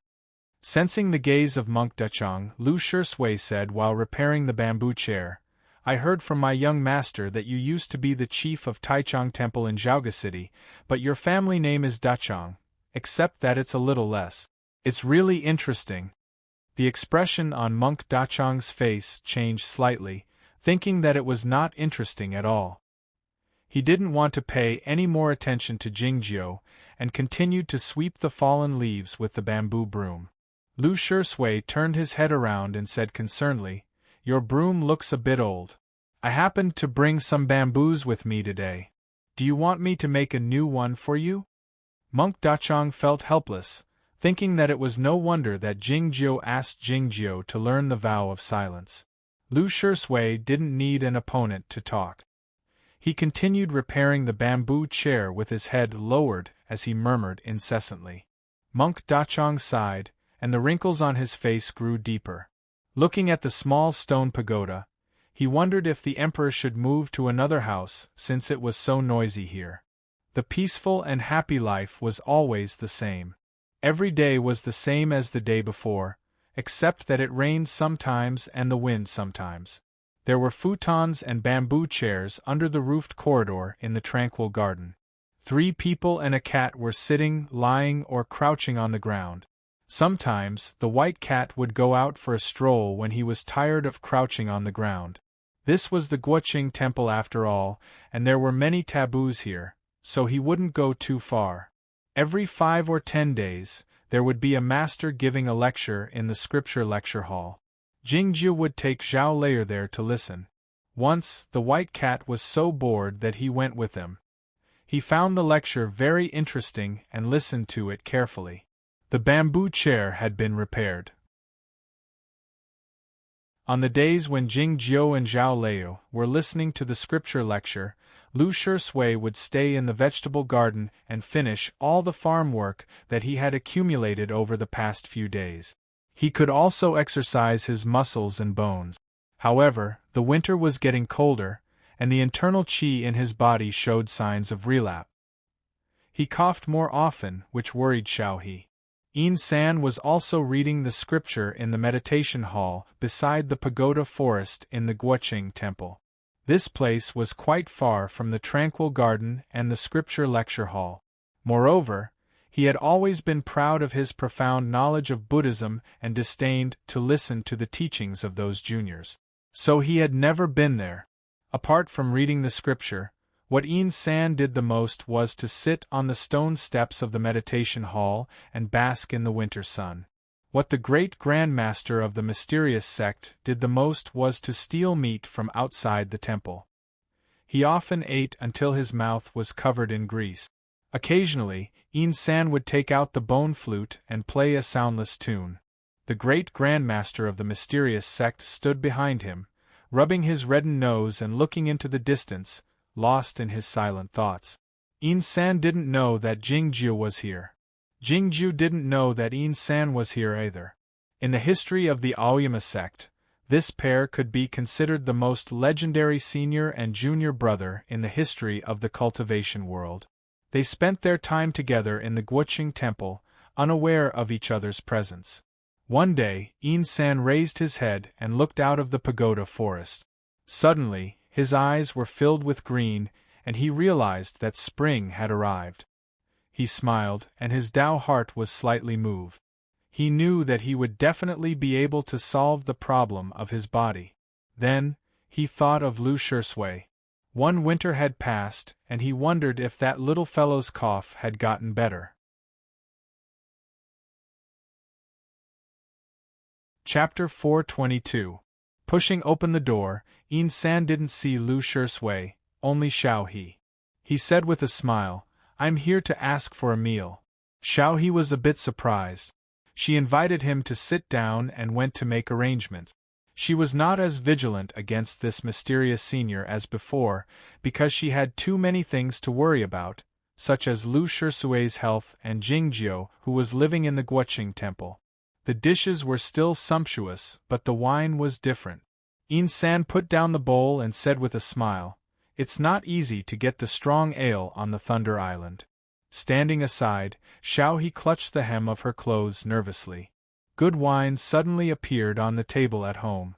Apart from a friend coming from afar, the other possibility was that he needed someone to do something for him. Yin San was a very casual person. He drank the wine, ate the dishes, and talked casually. He will go back to Aoyama one day. How will you solve your identity as a vixen? After a moment of silence, Xiaohe said, "If it doesn't work, I will leave." Yin San said, "A vixen is easily moved, good at making decisions, and knows how to weigh the consequences. Since you are willing to give up your identity, you must have a big plan. Do you want him to be the sect master?" Xiaohe knew she couldn't hide it from this swordsman, so she said, "Senior, you are right." Yin San shook his head and said, "He will never be the sect master of Aoyama." Xiaohe's face turned pale, asking, "Why?" "I know Aoyama. People with his experience can't be the sect master, unless he can do what I did." "But can he?" Looking at the stewed fish in the big bowl, San said calmly. He can't, so he can't be the sect master. Xiao He's face was pale, but she calmed down a lot, as if she relaxed after a moment of despair. She said in a low voice, he said that immortal master Jingjiu also thinks so. Hearing that name, San raised the corner of his mouth and said, at least he didn't forget about it. Xiao He asked, what do you suggest? In her opinion, since Lu Shisui could not be the sect master of Aoyama, he might as well live an ordinary life in this vegetable garden. However, she also knew that this was just wishful thinking. One day, Lu Shisui would leave this place and even leave her. The world is huge. Why is it restricted to that Aoyama? Even if you leave this place in the future, you can go to other places or even other continents. This was San's true feelings. If not for the mountain in his heart, he would have left long ago. Thinking of the past, he extended his chopsticks toward the pile of green spinach on the plate, like a sword about to pierce through an aoyama. Ever since immortal Master Jingjiu came to the temple, he has been following him every day, just like in the past. In the future, with just a word from immortal Master Jingjiu, he has to return to Aoyama. How can he leave? Thinking of her life these days, Xiao He felt a little bitter. San's chopsticks suddenly stopped in the air, saying, I don't like spinach the most, it's too bitter. Xiao He didn't understand what he meant, but she suddenly felt the room became extremely cold. That breath came from San's body. Xiao He knelt down with a thud, her face pale and her body trembling slightly. San's breath wasn't very powerful, but it made her feel extreme fear. It was just like when her left shoulder was pierced through by Jingjiu in the Ocean God Temple outside Haizhou City. The front of the Guoqing Temple had a backyard, a front temple, and a large piece of farmland outside. Along the road there were endless sheds. The front temple could be used for burning incense, praying to the Buddha, and conducting rituals. The backyard was where the monks of the temple meditated. The pagoda forest was very quiet, and the location was also very remote. Because most of the spiritual pagodas were gray, the meditation room closest to this place was called White Mountain. San sat on the stone steps of the White Mountain meditation room, looking at those stone pagodas in silence for a long time. The great grandmaster of the mysterious dark sect came back from outside, wiping his mouth. Seeing this scene, he found it a bit strange. San often sat on the stone steps to bathe in the sun, but there was no sun today. And with the great grandmaster of the mysterious dark sect's cultivation state, he could tell that Jingjiu was in a strange mood today. The great grandmaster of the mysterious dark sect asked cautiously, Immortal, what happened? San said in a bitter voice, I didn't know that Jingjiu was in the Guoqing Temple. The great grandmaster of the mysterious dark sect had been trying to guess who was San's spy in the Guoqing Temple, and it seemed that the spy had gone to the north with the principal justice. Then, he came to his senses and realized what he had heard. He fell into silence, and his nose became even redder. The crow's voice came from the depths of the pagoda forest. What is he doing here? The great grandmaster of the mysterious dark sect asked in a low voice. There's something wrong with that fairy book. San said. He couldn't solve it in Aoyama, so he came here to seek the Buddhist method to free himself, just like me. After a moment of silence, the great grandmaster of the mysterious dark sect suddenly walked toward the meditation room, saying, There are some Buddhist scriptures that I haven't read yet. I'll take them with me on the way. San lifted his head to look at the crows flying out of the pagoda forest, and asked calmly, Why do you want to leave? The great grandmaster of the mysterious dark sect halted his steps, saying, Whether to hide or to kill, I have to leave after all. What he said was very reasonable. San said, I've come here to seek the Buddhist method to free myself, and I haven't obtained the true scriptures yet. How can I leave? The great grandmaster of the mysterious dark sect walked back to his side and asked tentatively, So you killed him? San said, I wanted to kill him in the first place. Now that he has delivered himself to my door, why shouldn't I kill him? This is too vulgar, and it doesn't match the bearing of the immortal. The great grandmaster of the mysterious dark sect said with a thick face, and didn't you say that he wasn't Jingyang? Why should I kill him? San said, if he wasn't Jingyang, he had to die. Why? Asked the great grandmaster of the mysterious dark sect with a cold expression. If it were any other matter, he would bark like a dog at San's request, but he couldn't do it this time, because he needed a reason. Zen Master had gone to White Town, and the chief monk stayed behind closed doors, so nobody in the Guoqing temple could resist his mysterious dark demonic style. Even if he killed Jingjiu, his identity would be exposed, and the two important figures of the Aoyama sect would hunt him down. Would he have to hide in the dark underground again? San said, I don't like him. What do you think of this reason? The great grandmaster of the mysterious dark sect shook his head and said seriously, not really. San suddenly stood up and walked toward the pagoda forest, saying, I'm just kidding. Based on his temperament, he must have that cat with him. How can it be so easy to kill him? Looking at his back, the great grandmaster of the mysterious dark sect asked, should we hide for now? San didn't stop walking, saying, let's wait and see first. The great grandmaster of the mysterious dark sect suddenly had an ominous feeling, saying in a low voice, Immortal, are you going to see him? San didn't say anything, stopping in the pagoda forest. The great grandmaster of the mysterious dark sect finally felt relieved. San took out the bone flute and drew dozens of lines on the ground between the pagodas. Those lines formed a complicated pattern, which seemed to be a formation. The cawing of the crows was heard in the sky, and the cold wind was blowing. The fallen leaves rolled in from outside the pagoda forest, covering the lines and making them invisible. There was no master preaching in the instruction hall that day, so Jingjiu was in the tranquil garden. He was lying on the bamboo chair with his eyes closed, listening to the sounds coming from the wind, his ears twitching slightly. This pair of jutting ears could hear all the sounds carried by the cold wind. It was all the sounds in heaven and earth, including the chanting of the monks, the sound of the followers' foreheads touching the ground in the grand hall, and the sound of the incense burning. Normally, his jutting ears should be very conspicuous, but everyone who saw him would be attracted by his face, so it was difficult to notice them.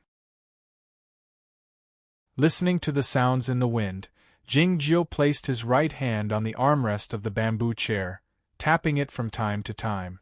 Sitting by the bamboo chair, Lu Shisui stared at Jingjiu's fingers, adjusting the circulation of Zhen Yuan in his body according to the rhythm. More than 20 years ago, such a scene often happened by the pond in the small village. Jingjiu's fingers suddenly stopped, and then he opened his eyes, gazing out of the tranquil garden. The sounds in the wind were a bit messy, but Jingjiu noticed it even though it was only for a moment. Jingjiu's fingers moved again, but this time they moved much faster, leaving behind countless afterimages. Lu Shisui didn't notice that Jingjiu had opened his eyes, thinking that it was still the rhythm. The Zhen Yuan was in a mess and stopped immediately. Looking out of the tranquil garden, Jingjiu had a slightly strange expression in his eyes. Even when it came to matters related to the fairy book of longevity, Jingjiu could get a general direction by calculating, but why couldn't he figure anything out this time?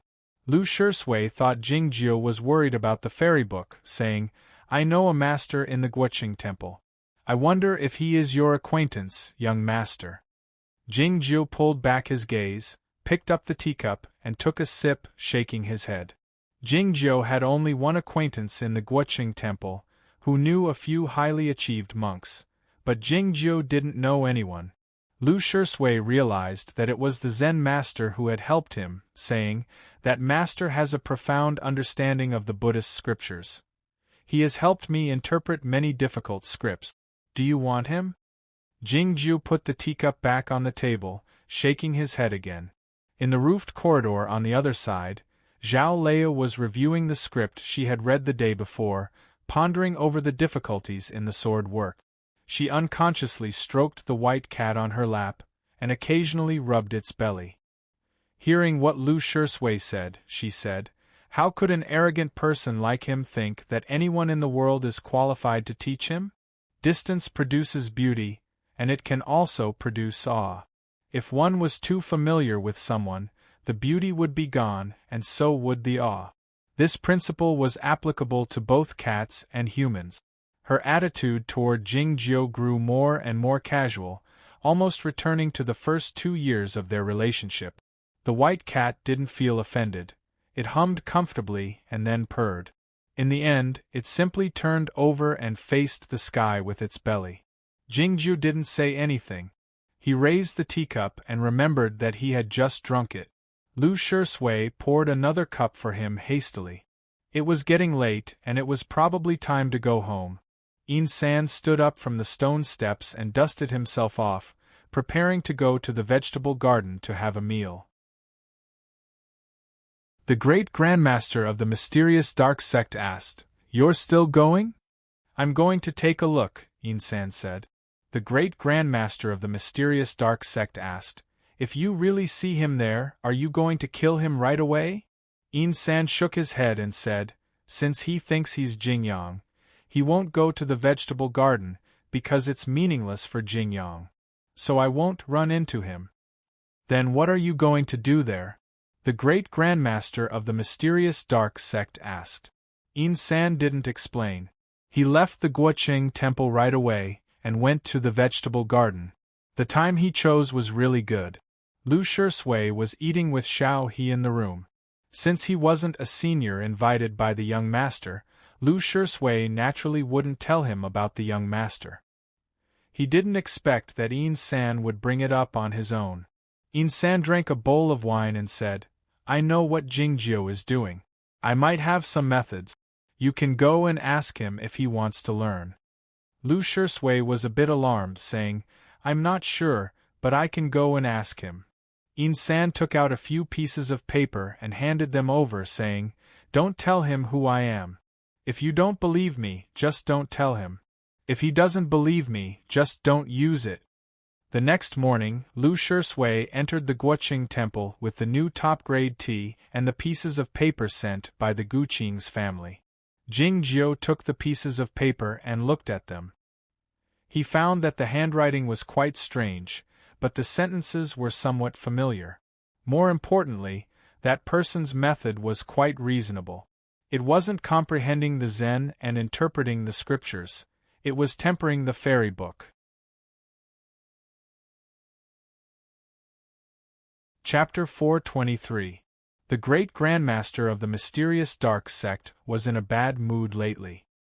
His nose was getting redder and his hair was getting thinner and thinner, and he kept silent for a longer time.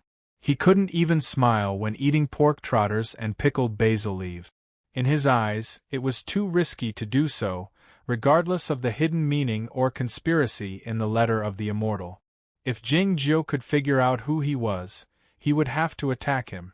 Killing Jingjiu, Zhaojiu, and Lu Shui would reduce the top fighting force of the young generation in Aoyama, which would be beneficial to the revival of the deviant sects in the future. But what should he do now? Dozens of days had passed, and it was late spring. The White Tower was often wet by the rain, and the pine forest grew greener. Yin San went to the vegetable garden again, where Lu Shui happened to be. Lu Shui handed the crumpled paper back to Jingjiu, and said embarrassedly, "Young master said, it's useless to take it for granted." Yin San wasn't angry, saying with a faint smile, "Really? It looks like he has done some research on the Buddhist methods. I wonder if he can help me solve some problems?" Having said that, Jingjiu took out another paper from his sleeve and handed it to Jingjiu. It was late spring, and the summer was coming. The cicadas were chirping in the Guoqing temple, and the tranquil garden was not as quiet as before. The white cat lifted his head under the eaves and glanced at the outside of the garden, wondering why these annoying little creatures outside were so different from Cold Cicada, who was not obedient at all. After reading the paper handed to him by Lu Shui, Jingjiu was lost in thought. Then he also felt the chirping of the cicadas was a bit annoying. He waved his sleeve a few times, and a gust of gentle wind passed through the hall and entered the forest. A moment later, the chirping of the cicadas stopped. "What should I say in return?" asked Lu Shisui. "I need to think about it," said Jingjiu. It took him a long time to think about the answer. It was easy to imagine that the question on the paper was not an ordinary one. The person who could raise such a serious question was certainly not an ordinary person. "Is that person very skilled?" asked Zhao Lei. Jingjiu uttered "Why didn't he come to the tranquil garden with Shisui?" Zhao Lei asked. "The monks have many eccentricities," said Jingjiu. "For instance, Zen master likes playing with mud and wooden sticks, and the chief monk of the Guoqing temple seldom comes out to meet people. He likes copying the Buddhist script." Zhao Lei said, "Since that person knows about the fairy book, he must have a high status at the fruit formation temple. Maybe he is the chief monk." After a moment of silence, Jingjiu said, "No. He might have been the chief monk." "No, Jingjiu Mountain sect Master Temple, sect Greenjiu Monk Yen sect Gujiu sect." After reading the letter, he sat on the stone steps of the White Mountain meditation room and watched the stars for the whole night. The great ancestor sat beside him and waved his palm leaf fan for the whole night. He was certain that Jingjiu had vaguely guessed the problem of the formation of dispersed smoke and cloud. Could he believe what Jingjiu wrote in the letter? In-san remained silent for a long time. He didn't reply to the letter, and he didn't go to the vegetable garden again. Their communication was cut off. The chanting of scripts could be heard everywhere in the Guoqing temple, and the fruits and vegetables in the vegetable garden were plentiful. Zhao Lei's cultivation state was getting more and more stable. It was believed that she would enter the middle state of the free travel in another 2 years and create another record for the Aoyama sect. The zhenqi in Lu Shisui's body was much calmer now. It seemed that he wouldn't be in danger for the time being. Jingjiu and the white cat slept well. Time elapsed. It was another winter. It was a severe winter this year. The chilly wind from the snowland roared down to the south. Even the Guoqing temple, which was close to the East Sea, was greatly affected. It snowed a few times. The Zen temple was exceptionally beautiful in the snow, attracting many mortals to appreciate the snow, recite poems, and paint. Monk Dachang was still persistent in sweeping the ground. He didn't allow the fallen leaves to accumulate, nor would he allow the snow to accumulate. The tranquil garden was cleaned thoroughly. Jingjiu felt a little bored, so he moved into the room from the corridor with others and the white cat. The crackling sound of the silver coals came from the stove, and the water in the teapot was snoring. Lu Shisui and Zhao Lei were sitting by the wall on both sides, adjusting their breathing and cultivating with their eyes closed. Jingjiu was lying on the bamboo chair in front of the window with the white cat in his arms, looking at the scenery outside dyed white by the snow.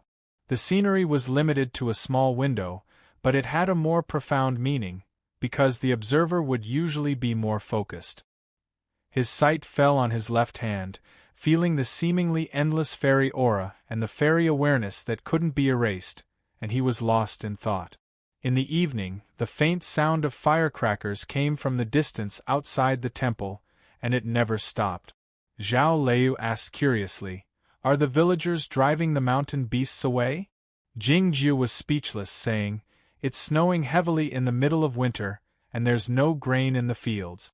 The wild beasts are either hibernating or migrating to the south. Why would they come down the mountain? The firecrackers are going off endlessly, so it's obvious that something serious has happened. Someone in someone's family might have died." Zhao Lei was enlightened, saying, "I see." In fact, Lu Shisui's line of sight moved back and forth between their faces, feeling a little embarrassed as he said, "It's because it's the New Year's Day." Jingjiu said after a moment of silence, "The New Year's Day is quite lively." Zhao Lei turned her head away, not wanting to continue the conversation. Lu Shui took the opportunity to say, "Xiao he has cooked many dishes." Jing Jiu and Zhao Lei refused the suggestion of going to the vegetable garden for the New Year's Eve dinner. They were becoming less and less interested in such matters. The firecrackers went off incessantly. Even though they were far away, the sound could still be heard by them. For some reason, Jing Jiu didn't choose to shield his six senses, even though it was something he was good at.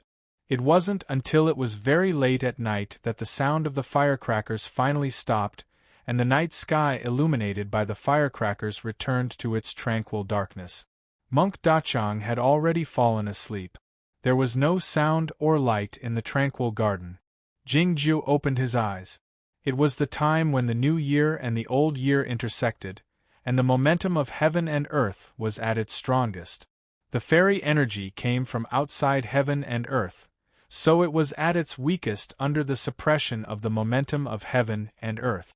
A sword will emerged from inside Jingjiu's body, enveloping the entire room. He reached out his right hand and dipped it into the sword will, writing a script in the air. Then, he clenched his left hand into the script and slowly closed his eyes. Nothing unusual happened.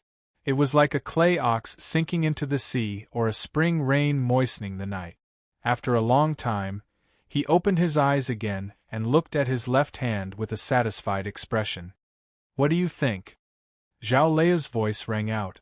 Jing Jiu turned his head and said, 10%. In the darkness, Zhao Lei's eyes lit up. Her black and white eyes were distinct and beautiful. It seemed slow to refine 10% of the fairy awareness in more than a year, but it was actually very fast. If it were any other cultivation practitioner, it would be impossible for Jing Jiu to refine the fairy awareness in his cultivation state. Admiration welled up in her heart. She bowed to him. This was the first time she had bowed to Jing Jiu as a disciple. "Happy New Year to you too." "No red envelope," Jing Jiu said. He didn't have much of an idea about the new year, but it wasn't that he didn't understand it. It was the same as why Zhao Lei bowed to him. There was no need for conversation or explanation. No matter how dark the night was, they would know each other's intention when their eyes met. Zhao Lei sat by Jing Jiu's side and snuggled in his bosom, showing that she was very attached to him. No one had ever seen her act like a little girl before. She hadn't seen her like this in Zhaoga City, her colleagues in Aoyama, and even her parents except for Jing Jiu. She would only let Jing Jiu see her like this.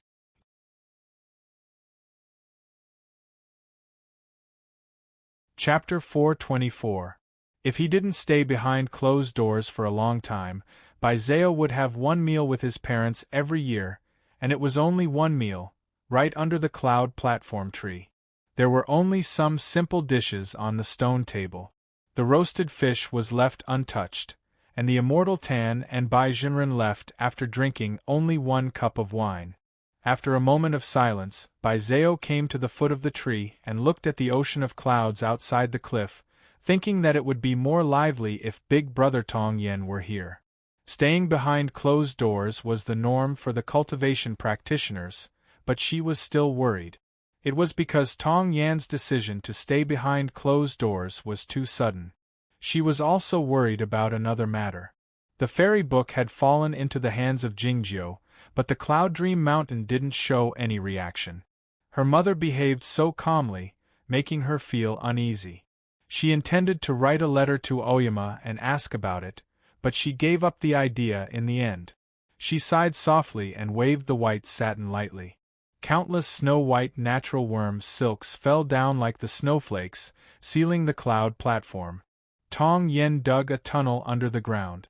He used the magic method to crush the soil and rock chips he had dug out. After the soil and rock chips had shrunk, he piled them up neatly on both sides, looking like stone balls. There was no light in the tunnel. It was dark everywhere, so it was impossible to tell the time of day and night.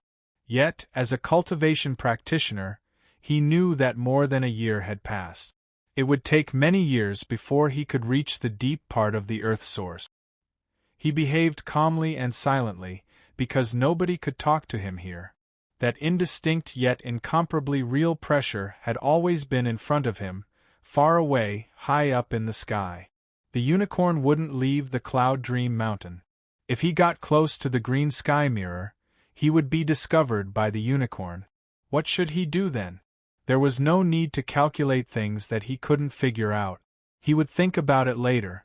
Looking at the underground river in front of him, he wondered if he should take a bath to celebrate the arrival of the new year. In the deep part of a valley, the clouds and fog shrouded the sky, making it look like the milky white. There were a dozen stone posts amid the clouds and fog. Baijinren stood on a stone post with his hands folded behind his back, looking at the distance. It was unclear what he was thinking. A huge black shadow appeared in the depths of the clouds, as if a mountain had suddenly appeared there. Zhongzhou School's guardian mythological beast, Qilin. The clouds suddenly stirred. Light and dark alternated, forming several lines of vertical words that appeared in front of Baijinren. It was the Qilin's divine sense. I can sense that the immortal sense left behind by the ancestors is dissipating. Although the speed is very slow, this is something that should not have happened. I am very worried. Baijinren was still looking into the distance and said, Bulo Lin said very clearly that he is studying Buddhist scriptures in the Guoqing temple. Maybe he really has a chance of success. If someone could see the scene clearly from the sky, they would know that she was looking towards the southeast. The Guoqing temple was over there. Qilin's divine sense quickly appeared in the clouds again. I'm going to kill him. Baijinren said, the relationship between Guoqing temple and Aoyama is still unknown. Don't take any risk. Words appeared in the clouds. Will those little monks dare to attack me? Baijinren said, you are the guardian ancestor of our sect. According to the sect rules, you can't leave unless you give up your body. The clouds and fog were quiet for a while, and then another line of words appeared. It's enough to kill these little guys. No need, because I don't believe that he can tamper with the fairy book, even if he is really the reincarnation of Jingyang. Baijinren said with an indifferent expression. His current cultivation state is too low. Now that winter had arrived, spring arrived as well. Along with a chilly spring rain, the trees in the Guoqing temple began to sprout. Jing Jiu and Zhao Leo lived a peaceful life in the tranquil garden.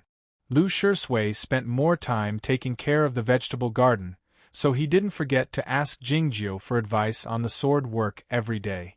Every few days, Zhao Leo would go to the instruction hall to listen to the master's explanation, and the white cat would often sneak over, lying on the windowsill to enjoy the sunshine and listen to the scriptures. The monks were used to seeing the white cat, so they didn't think it was strange. Sometimes they would tease the cat, which made Zhao Leu very nervous.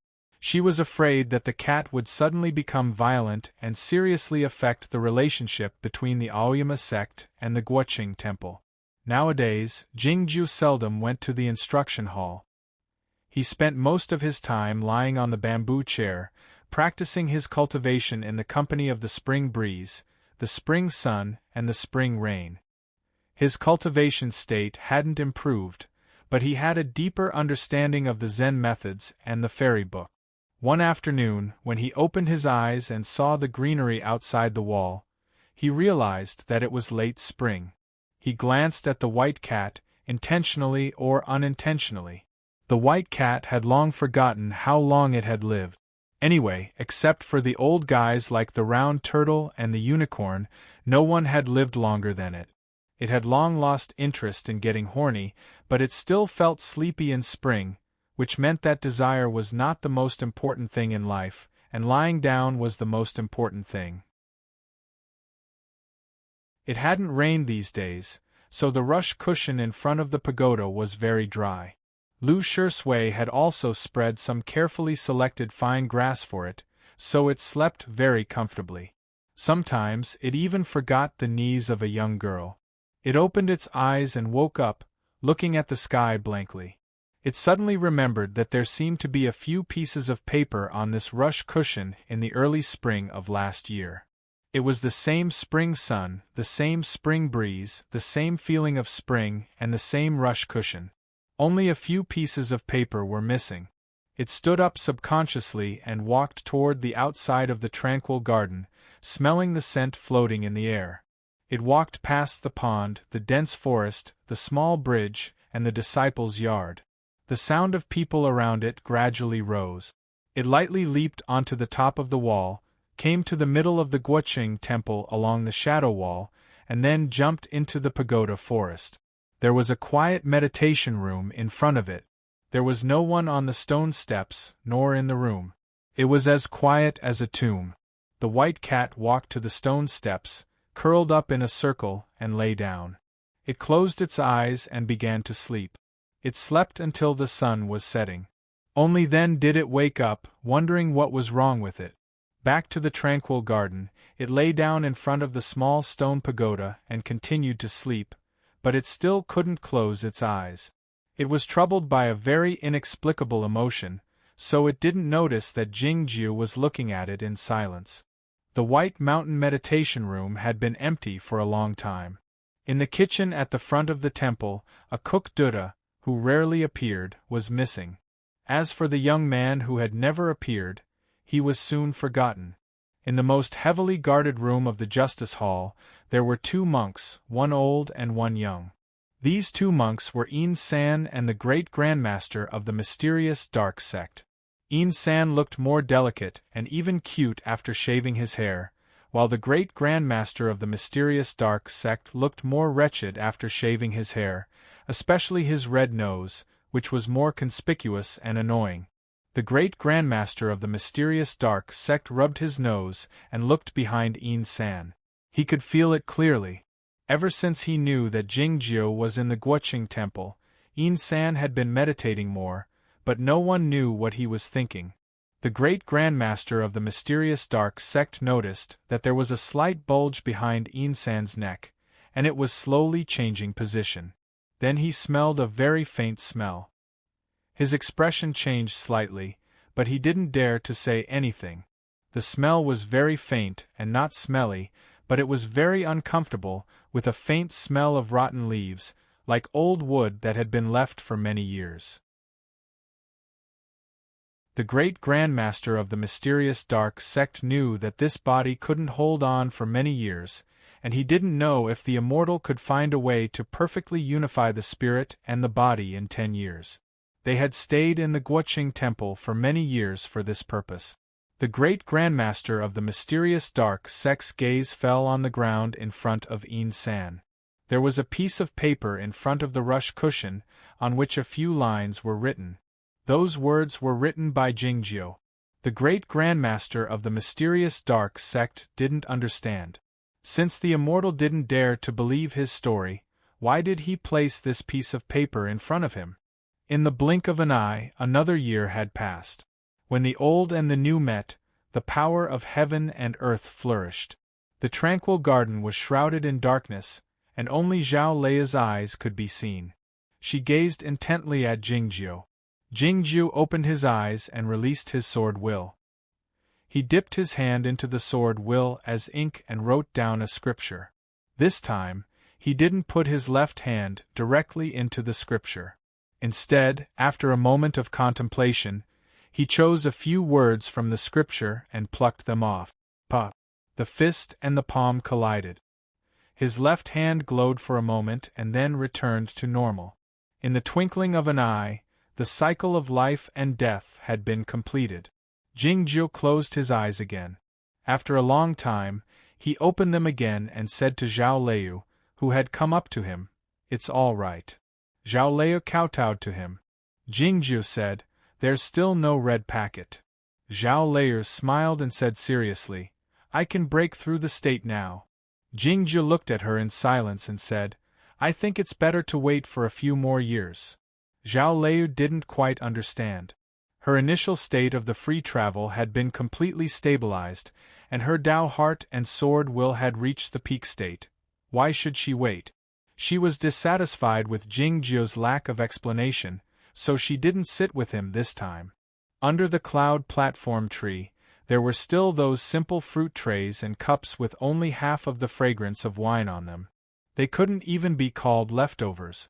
Zhao walked to the cliff's edge and looked at the drifting clouds, thinking that since only his big brother liked to eat roasted fish, he wouldn't cook for them anymore. Big brother Tong Yen had been behind closed doors for 2 years. What kind of cultivation method was he cultivating? And what was Jingju doing there? In spring, she finally wrote a letter to Oyama and received Gu Qing's reply. Gu Qing didn't give any details in the letter. It was obvious that he was hiding something. She turned around and looked at the fruit trays and wine cups on the table, thinking of these things, feeling quite bored. Tong Yen was still digging a hole in the ground. There was nothing else. The figure of the unicorn could be vaguely seen in the clouds and mist. His spiritual awareness fluctuated and formed word. I feel that he has refined more. If you don't stop him soon, your idea won't come true, and it will bring him great benefits. Bai Zhenren stood on the stone pillar facing the wind and looked in the direction of the Guoqing temple. After a moment of silence, he said, "As I said, you can't leave the central state according to the sect rules." The unicorn's words appeared in the clouds and mist. "I can transform and walk." Bai Zhenren said calmly, "If your cultivation state is suppressed, your supernatural power is less than 1% of your real bodies." A line of words appeared in the clouds and mist. "But it's enough to kill him. Even though my supernatural power is suppressed, my divine body is not destroyed. Nobody can hurt me." Bai Zhenren drew back his line of sight and said, "I won't allow it. The old dragon died because of him. I must kill him. Now that your idea has failed, you should act according to my method. I won't let him have any chance of refining the fairy book. Otherwise, if he gets the fairy energy, he will become a great trouble in the future." The unicorn was furious. The clouds and mist in the deep part of the valley were tumbling restlessly. The words that appeared were as sharp as knives, full of a strong murderous intent. Time passed faster than a poet's pen. Before one could sigh about the passing of time, what should have passed had already passed away. In the blink of an eye, it had been 5 years since Jingjiu and Zhao Liu came to the Guoqing temple. Recently, Jingjiu became more and more silent, his face paler and paler, but his eyes brighter and brighter. A hint of gold could be vaguely seen in the deep part of his eyes, adding a touch of devilish charm to his beautiful face. Another new year would come in a few days. That night, Jingjiu would write the last part of the script and try to refine the fairy book completely. If he succeeded, the endless fairy energy in the fairy book of longevity would belong to him. If he failed, he would be counterattacked by the fairy awareness and become a puppet of the Zhongzhou school at any time.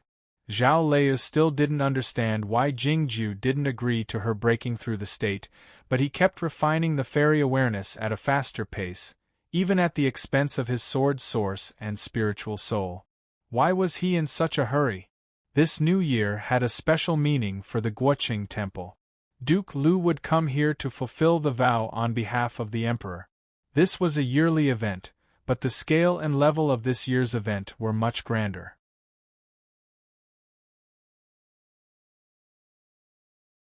Chapter 425.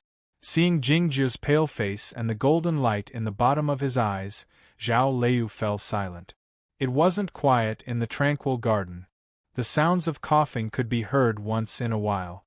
Lu Shisui was sweeping the remaining snow and debris on the ground with the third broom he had made this year. His face was pale, and he coughed once or twice from time to time. The winters in the last few years had been a bit cold, and the Guoqing temple had been snowing.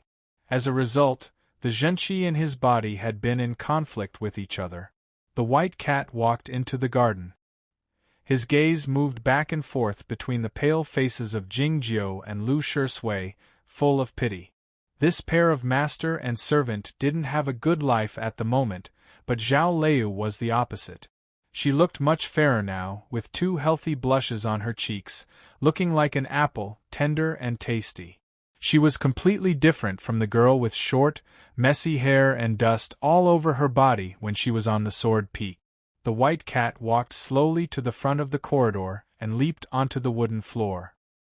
He stepped on her knee and elongated his body to rub against her face, then he crouched down in her bosom.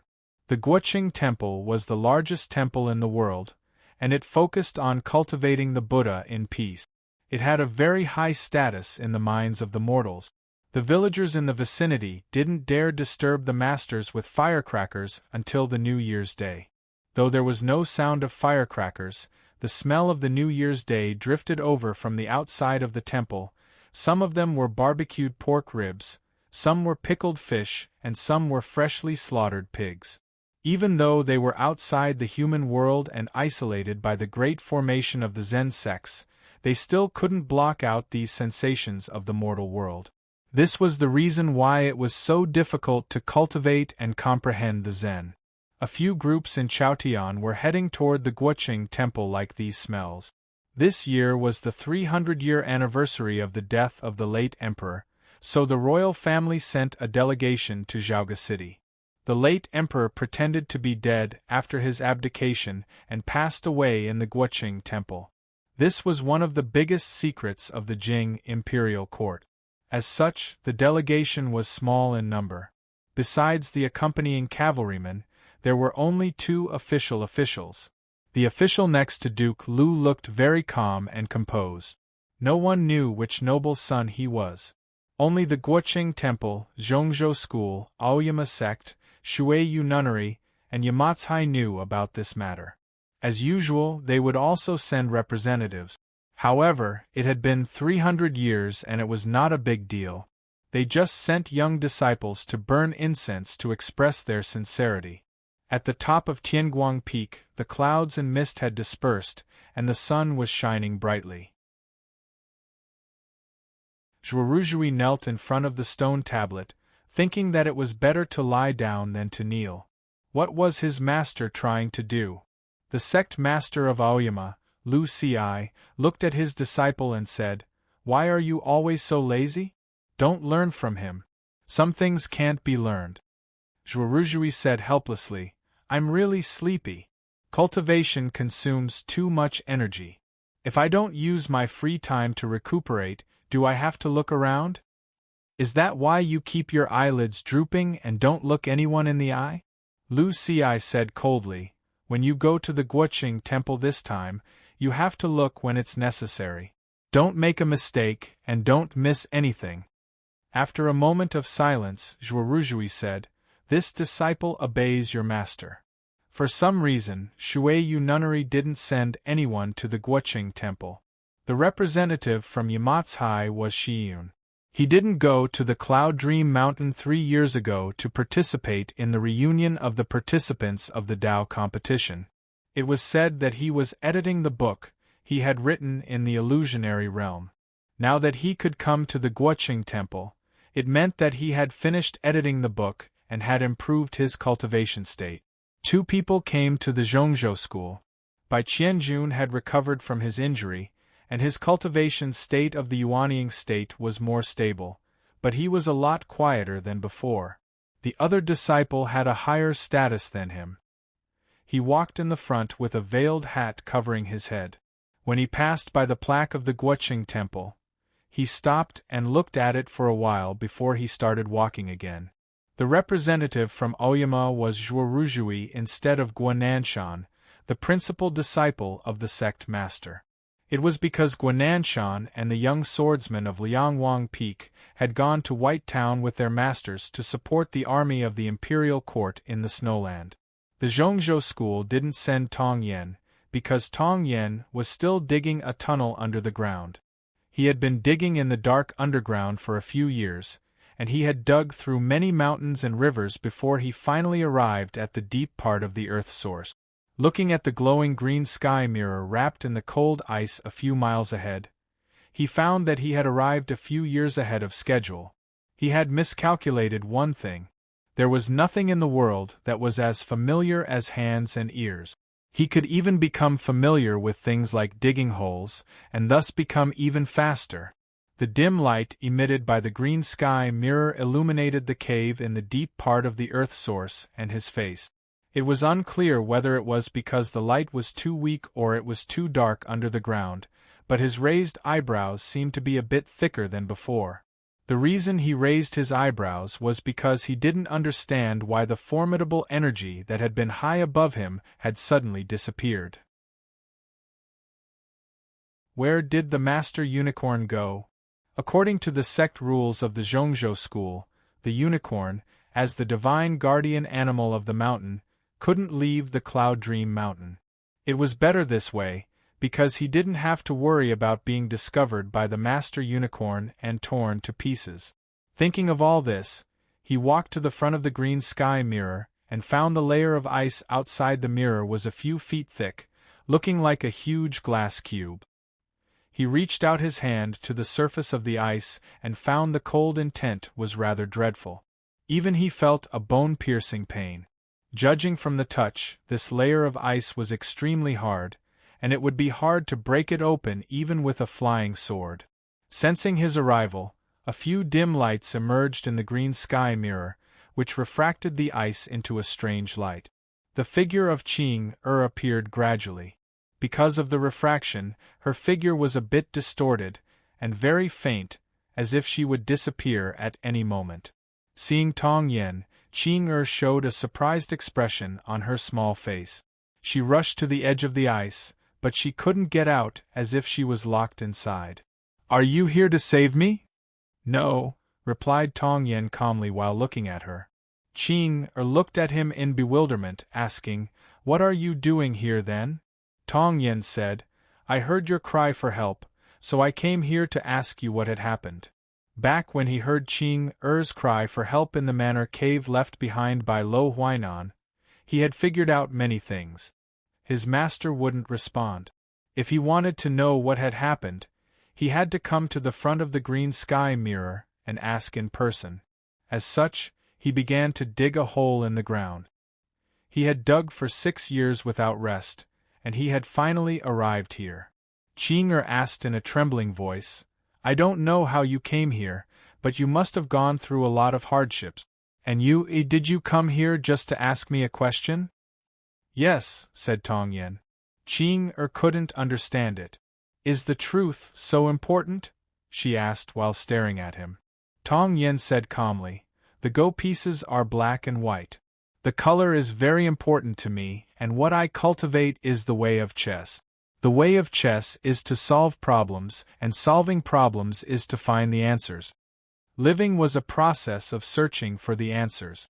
However, some people found that the problems couldn't be solved, or it was too tiring to solve them, so they gave up. Yet, there were still many people who were searching for the answers. Zhao Leia had searched for many years, and she had finally found the answer she wanted to know the most, but she wasn't sure what her cultivation path would be in the future.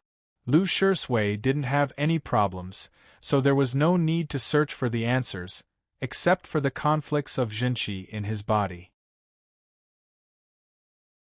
Jingjiu had only 2 questions. Who had done something to the formation of dispersed smoke and clouds so that he couldn't sever the cause and effect after his ascension and the fairy body didn't exist? And who had sneak attacked him and knocked him down to the mortal world? He had already found the answer to the latter question. He was still searching for the former, but he had already known the answer. Insan was still searching for the answer in the Buddhist script. How could he combine his spiritual soul and this body perfectly? The chilly wind came out from the heavenly well, but it was suppressed and dispersed by countless amulets, and then dispersed by the ocean wind. In the forest not far away, the courtyard of Shuiyu Nunnery could be vaguely seen. There was a round window in the deepest part of the quiet room, facing the snowy lake. It was a beautiful scene. There was no wind here, and the lamp on the windowsill didn't sway, but for some reason it felt a bit faint, as if it could be extinguished at any moment. Guodong gave herself this name because she didn't like winter and wanted to pass as soon as possible. It was probably for this reason that she had been sleeping the entire time. Her long eyelashes didn't blink, and she breathed only once in a long while. The small green-curtained sedan was parked outside the quiet room, and Shuiyu Nunnery sat by the lake outside the window. They looked at the lamp, and the question in their hearts was, how much longer can you burn? Many people didn't like winter. The only good thing about winter was the festivities and food during the New Year, as well as new clothes. There were 3 days left before the New Year. The people who came to attend the ceremony of worshipping the pagoda arrived at the Guoqing temple one after another. Standing in the tranquil garden, Zhuoruzhui looked at the remaining snow on the eaves with a grave expression, wondering how cold it would be in the snowland if the seashore of the East Ocean was so cold. Your cultivation state is still low, so don't think about going to the north, Jingjiu said calmly while looking at him.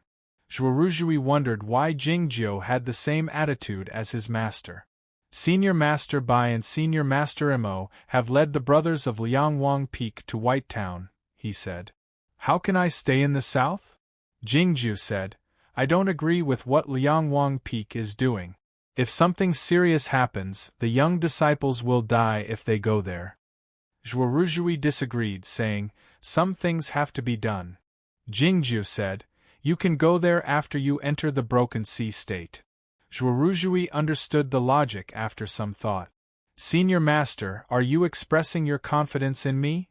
He asked with a strange expression on his face. That's right, Jingjiu said. It's okay for those disciples who don't have a bright future like Jian Ruyun to take risks, but you have a bright future ahead of you, so you have to cherish your life.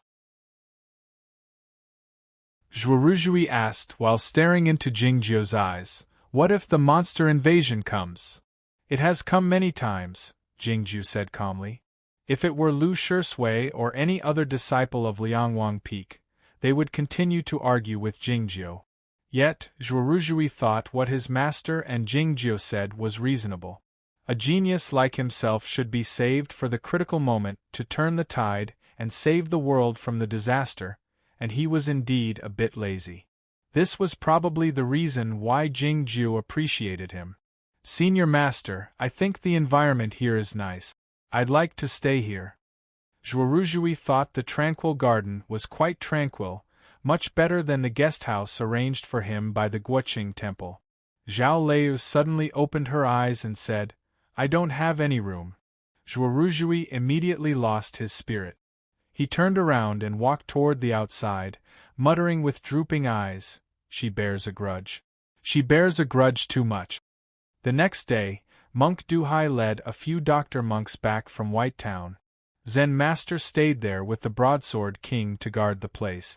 Monk Duhai came to the tranquil garden as soon as possible. He told Jingjiu about the situation in the snowland and asked Jingjiu what he thought about it. Jingjiu wondered why Jingjiu came to ask him about such a matter. Monk Duhai turned around and left without saying anything after letting out a smile. On the same night, Duke Lu came to the tranquil garden. The tranquil garden had many visitors, making it quite lively. It seemed that the whole of Chaotian had learned that Jingjiu and Zhao Leu were hiding in the Guoqing temple, listening to the scripts and cultivating the Zen method. Duke Lu was well aware of Jingjiu's temperament, so he didn't tell him anything about the snowland or the situation in the imperial court. All he did was tell him a few interesting things that had happened to the Jing family. Jing Shang's job at Taichung Temple was still as leisurely as before, and Jingli became the study partner of the Prince Jing Yao in the imperial palace and cultivated the magic methods of Aoyama together, but he seemed to have encountered some issues regarding his marriage. Seeing that Jingjiu was listening to him attentively, Duke Lu felt relieved, thinking that he had made the right bet. In the eyes of Lu Shisui and Zhao Leu, Jingjiu was much more talkative than before, and he looked much more lively. However, in the eyes of people like Duke Lu, as Jingjiu's cultivation state grew higher and his reputation grew higher, his fairy aura seemed to grow thicker. They were truly worried that Jingjiu would ignore the affairs of the world. If so, how would they, the people left behind by Jingjiu, live in the world? After Duke Lu left, Lu Shisui mopped the floor one more time, wiping away all the footprints left by him and Zhuoruzhui. Jingjiu said to him, "It will be quite lively tomorrow. You should stay away from here. Don't come over." Though not many people attended the ceremony, they represented the Jing imperial court and various major cultivation sections. If they found out that Lu Shisui, who should be in the sword jail of Aoyama, was here, it would be inconvenient. Lu Shisui had the same thought, so he nodded in agreement. Zhao Layer glanced at Jingjiu, knowing that it was not the reason. The ceremony began the next day. It was not much different from visiting tombs among the common people, except that there were more monks chanting outside the tranquil garden. Jingjiu, of course, did not participate in the ceremony. He sat in the guest room in the deep part of the tranquil garden, listening to the chanting outside and looking at the white banners fluttering in the cold wind. No one knew what he was thinking. Zhao Leia brewed a cup of tea for Jingjiu and pushed it to him on the floor. She didn't ask him to go out. Only 6 people were qualified to enter the tranquil garden and worship the small stone pagoda. They were Duke Lu and the official of the imperial court, Zhuoruzhui Shiyun by Qianjun, and the disciple of Zhongzhou school wearing the veil hat. Monk Duhai and Monk Dachang welcomed them by the side of the pagoda. Seeing that the disciple of Zhongzhou school was still wearing the veil hat, they couldn't help but feel displeased. It was not until this time that Shi Yun learned that the late emperor had become a monk in the Guoqing temple, and was even buried here. He was shocked, thinking that it was no wonder that the Guoqing temple and the royal family were so close. Seeing Monk Duhai and Monk Dachang's expressions, he turned around and saw the disciple of Zhongzhou school wearing the veil hat. "Please take off your hat," he said.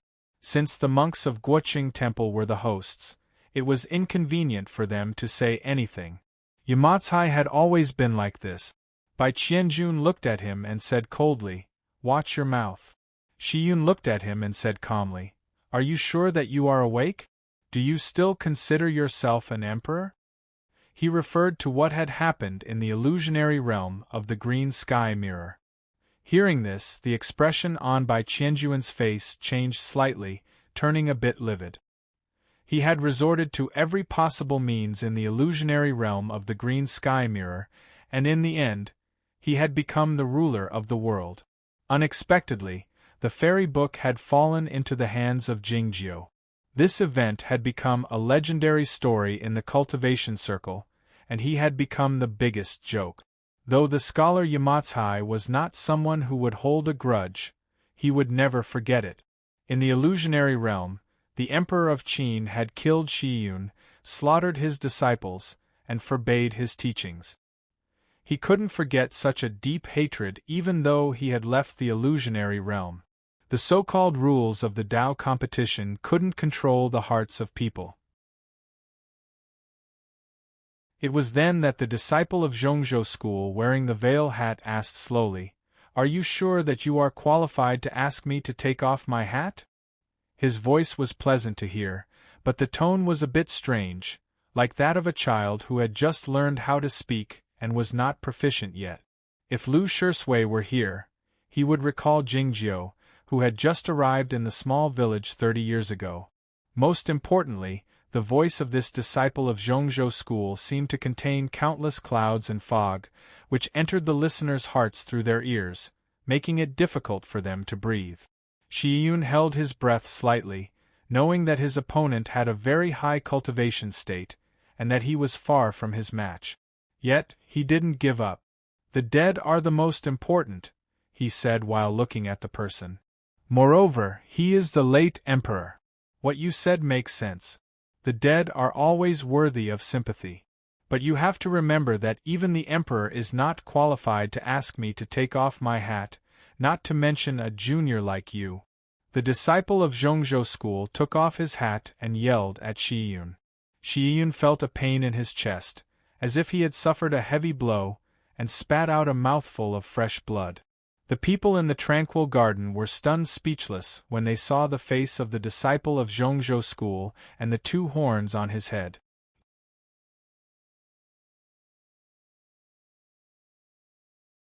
Chapter 426. Shi Yun coughed up blood incessantly, and his eyes were filled with shock. He was wondering who this person was to be able to shake the foundation of his Tao heart with just a single sentence. The skin on that person's face was very smooth, and he looked quite young, but some bulging veins could be vaguely seen under the skin, which looked like the vines of a tree extending upward and protruding above his forehead, forming two horns the length of a finger. He was definitely not a regular disciple of the Center sect. Seeing the two horns, Shi Yun and the others in the tranquil garden thought of one possibility at the same time, but they felt that it was impossible. Monk Duhai was the principal justice of the Guoqing temple. He was the fourth or fifth most important person in the temple. His cultivation state and seniority were the highest among all the people present. He waved his monk sleeves to bring Shi Yun to his side. Looking at the strange man from Zhongzhou school, his eyes were full of shock and disbelief. He asked, "May I know who you are? Since you don't dare to call this old man by his name, then continue to pretend that you don't know who I am." That person snorted coldly and said, "Equal to the heavens, all living things have spirit. You can call me Qi Ling." Hearing this name, the people in the tranquil garden no longer had any wishful thinking. They knew that it was indeed that person who had come. Their eyes were full of terror. It was just that the pronunciation was slightly different, so how could people not guess his identity? Monk Duhai, Monk Dachang, Duke Lu, and the others hastily stepped forward and bowed respectfully. The unicorn was the divine guardian animal of Zhongzhou school, and he had a formidable prowess. He had lived tens of thousands of years since ancient times. In all of Chaotian, the round turtle of Aoyama was the only one who had lived longer than him. To say nothing of the people present, even the elders in the hermit peaks of Aoyama and the back valley of Cloud Dream were his juniors. Zhuoruzhui lowered his head and looked at the cattail hassock in front of the small stone tower. He did not raise his head, nor did he bow. No one knew what he was thinking.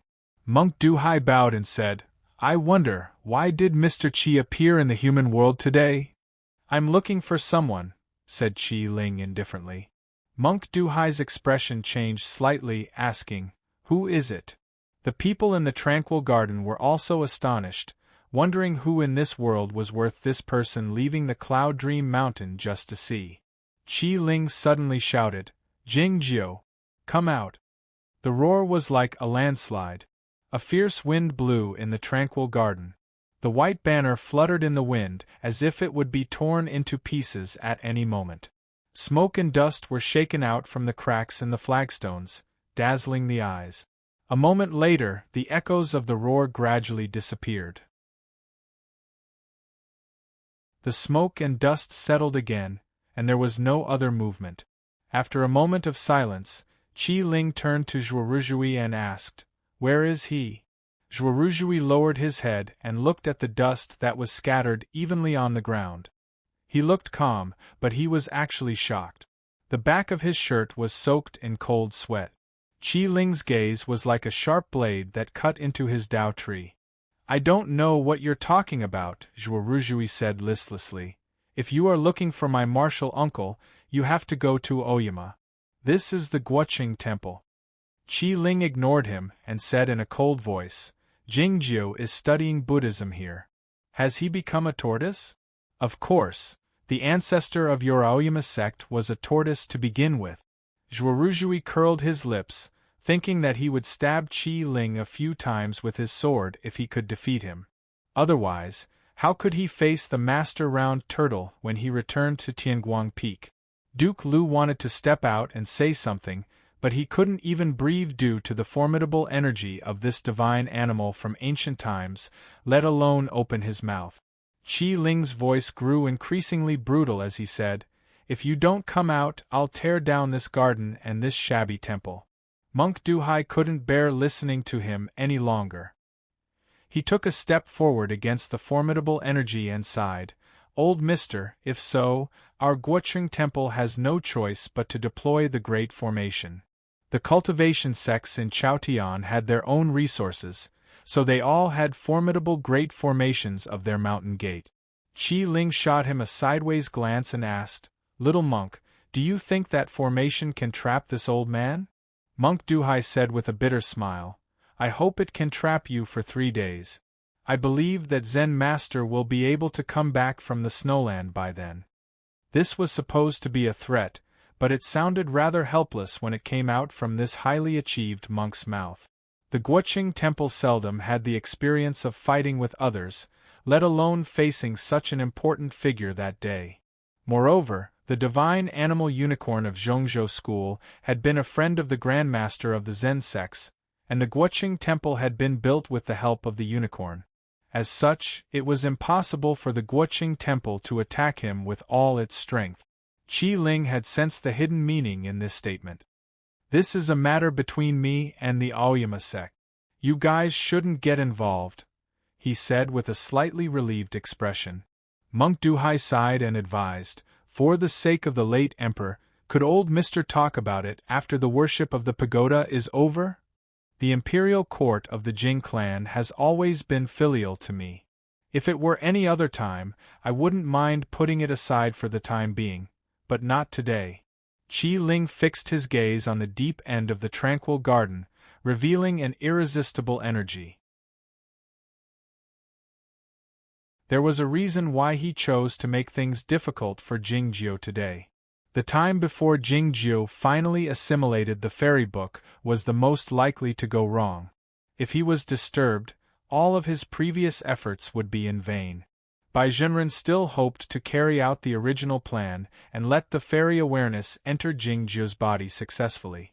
If it didn't work, he could kill Jingjiu later. It was obvious that Jingjiu wanted to use the time of the worship of the pagoda to get through this period. How could Bai Zhenren allow such a thing to happen?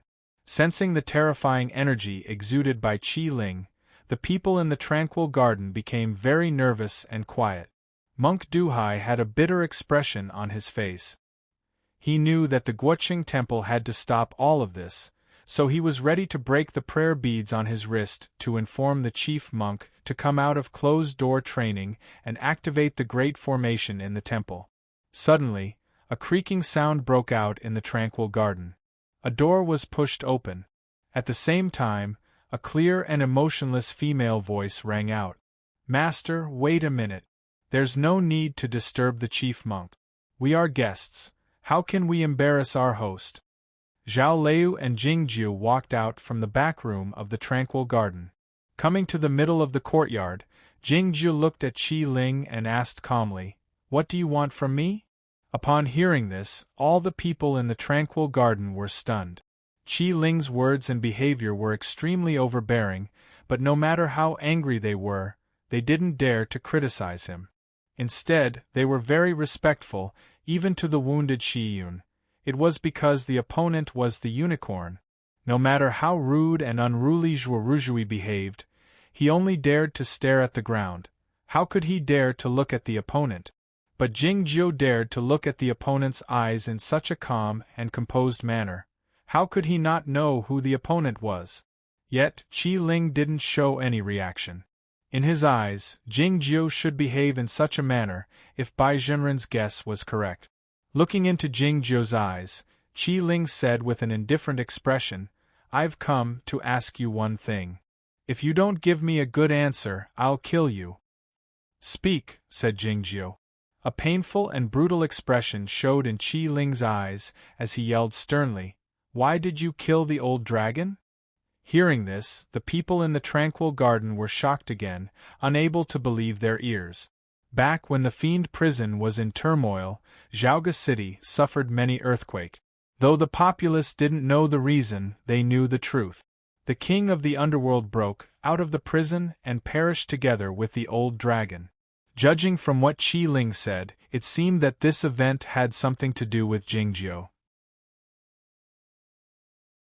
Even though Jingjiu was in the middle state of the free travel and the strongest swordsman of the young generation, he was not qualified to participate in a fight of such a high level, let alone back then.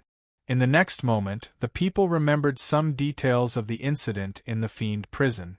Before the old dragon left the ground, a figure had escaped from the fiend prison at a high speed. It was said that the Pure Heaven Bureau of the Imperial Court and the Zhongzhou School were still searching for this person.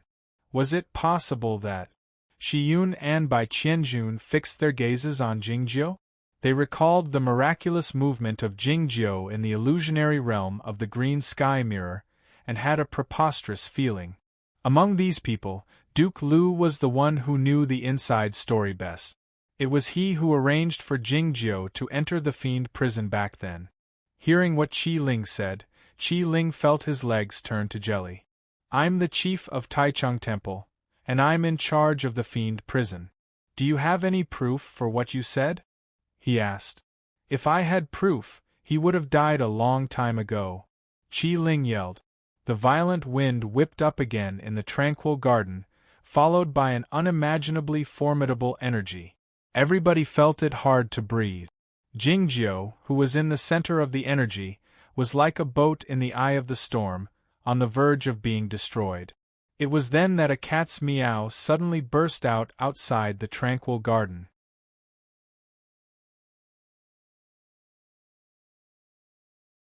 Chapter 427. There were many halls in the Guoqing Temple. Some were big, some were small, some were high, some were low. Some were near the mountains and some were near the lake. The Chenhua Hall was located in the west of the backyard. It was secluded and quiet. The scenery here was ordinary, so few people came here.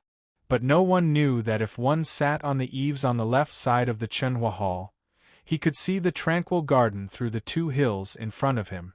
At this time, a white cat was squatting on the eaves of the Chenhua Hall. Its long hair was covered with dust. It looked a little embarrassed, but its eyes were full of enjoyment. Speaking of watching a show, this was the best place. Looking at the student of the Zhongzhou School in the tranquil garden, the white cat stretched out its right paw and licked its sharp claws. Its eyes showed cruelty and bloodthirst. This Kirin dared to transform and walk in the human world. It was courting death. There were 2 divine beasts in the Zhongzhou School, and 4 guardians in the Aoyama. In the early years, the 2 sides competed for status in the cultivation world, so it was inevitable that there would be many conflict. In terms of hatred, the white cat wanted to kill the old dragon the most, but it didn't like the Kirin at all. 3,000 years ago, it joined hands with the monster chicken to fight against the Kirin and lost. It seemed that it could finally take revenge today. Seeing the Kirin turn around in the tranquil garden, it meowed again. This meow sounded a little lazy, but it actually hid an extremely violent killing intent. "If you dare to attack Jingjiu, I will kill you." Its pupils suddenly shrank to the size of small beans, revealing a dangerous emotion. This ugly deer was going to risk its life? It stood up, stepped on the small stone statue on the eaves, and meowed mournfully in the direction of the tranquil garden. In the tranquil garden, Qi Ling turned around, looked into Jingjiu's eyes, and said indifferently, "You're just a cat. What's there to be afraid of?" Jingjiu's voice was still calm, as if he was narrating a simple fact. "You transformed, so you're no match for it." Qi Ling curled his lips and said mockingly, "Years ago, it and the monster chicken joined hands, but they were still no match for me." Jingjiu said, "If you don't suppress your realm and reveal your true form, you will attract heavenly thunder. When that happens, you will die a horrible death." The unicorn had the most powerful magic, and his age was almost as long as the round turtles, and his fighting prowess was on par with the dead dogs. Besides those figures in the heavenly arrival state, nobody among the human cultivation practitioners could be a match for him. It could be said that he was the being of the highest state in Chaotian, save for the one in the Snowy Kingdom. The only thing that could threaten him was Tian Fa. The school rules of Zhongzhou School forbade him from leaving the Cloud Dream Mountain. In fact, in a sense, it was to use the Cloud Dream formation to conceal his breath. If he wanted to defeat the white ghouls, he would have to reveal his true form. By then, as Jingjiu had said, he would be in great danger. "If you force me into a corner, I'll take the risk of revealing myself and killing you all. I'll use up my 1,000 years of cultivation, use my life true treasure to protect myself, and then I'll be able to return to the central continent. Qi Ling's voice was very calm, so it was easy for others to believe that it was true. You know I didn't kill the Azure Dragon. Is it worth it to lose 1,000 years of your lifespan to kill me? Jingzhou's countenance was still calm, and his voice was devoid of any emotion. Like the human cultivation practitioners, the divine animals lived for the purpose of cultivation and longevity. Once the accumulated cultivation was lost, 1,000 years of life would be in vain. This was what Jingzhou meant when he said he would lose 1,000 years of his lifespan. But it died because of you. A hint of sorrow showed in the deep end of Qi Ling's eyes again, and a lethal intent arose. Jingzhou said calmly while staring into his eyes, "It died because of its own greed." What he said was the truth. He didn't kill the Azure Dragon. In the fiend prison, he had just learned the underworld fairy sword, and was like a mosquito to the Azure Dragon. He could make the Azure Dragon feel uncomfortable and even painful, but he couldn't do any real harm to it. Even if the king of the underworld wished to kill the Azure Dragon, she would have to employ a method to merge with the spiritual soul of the Azure Dragon, and then die together with it.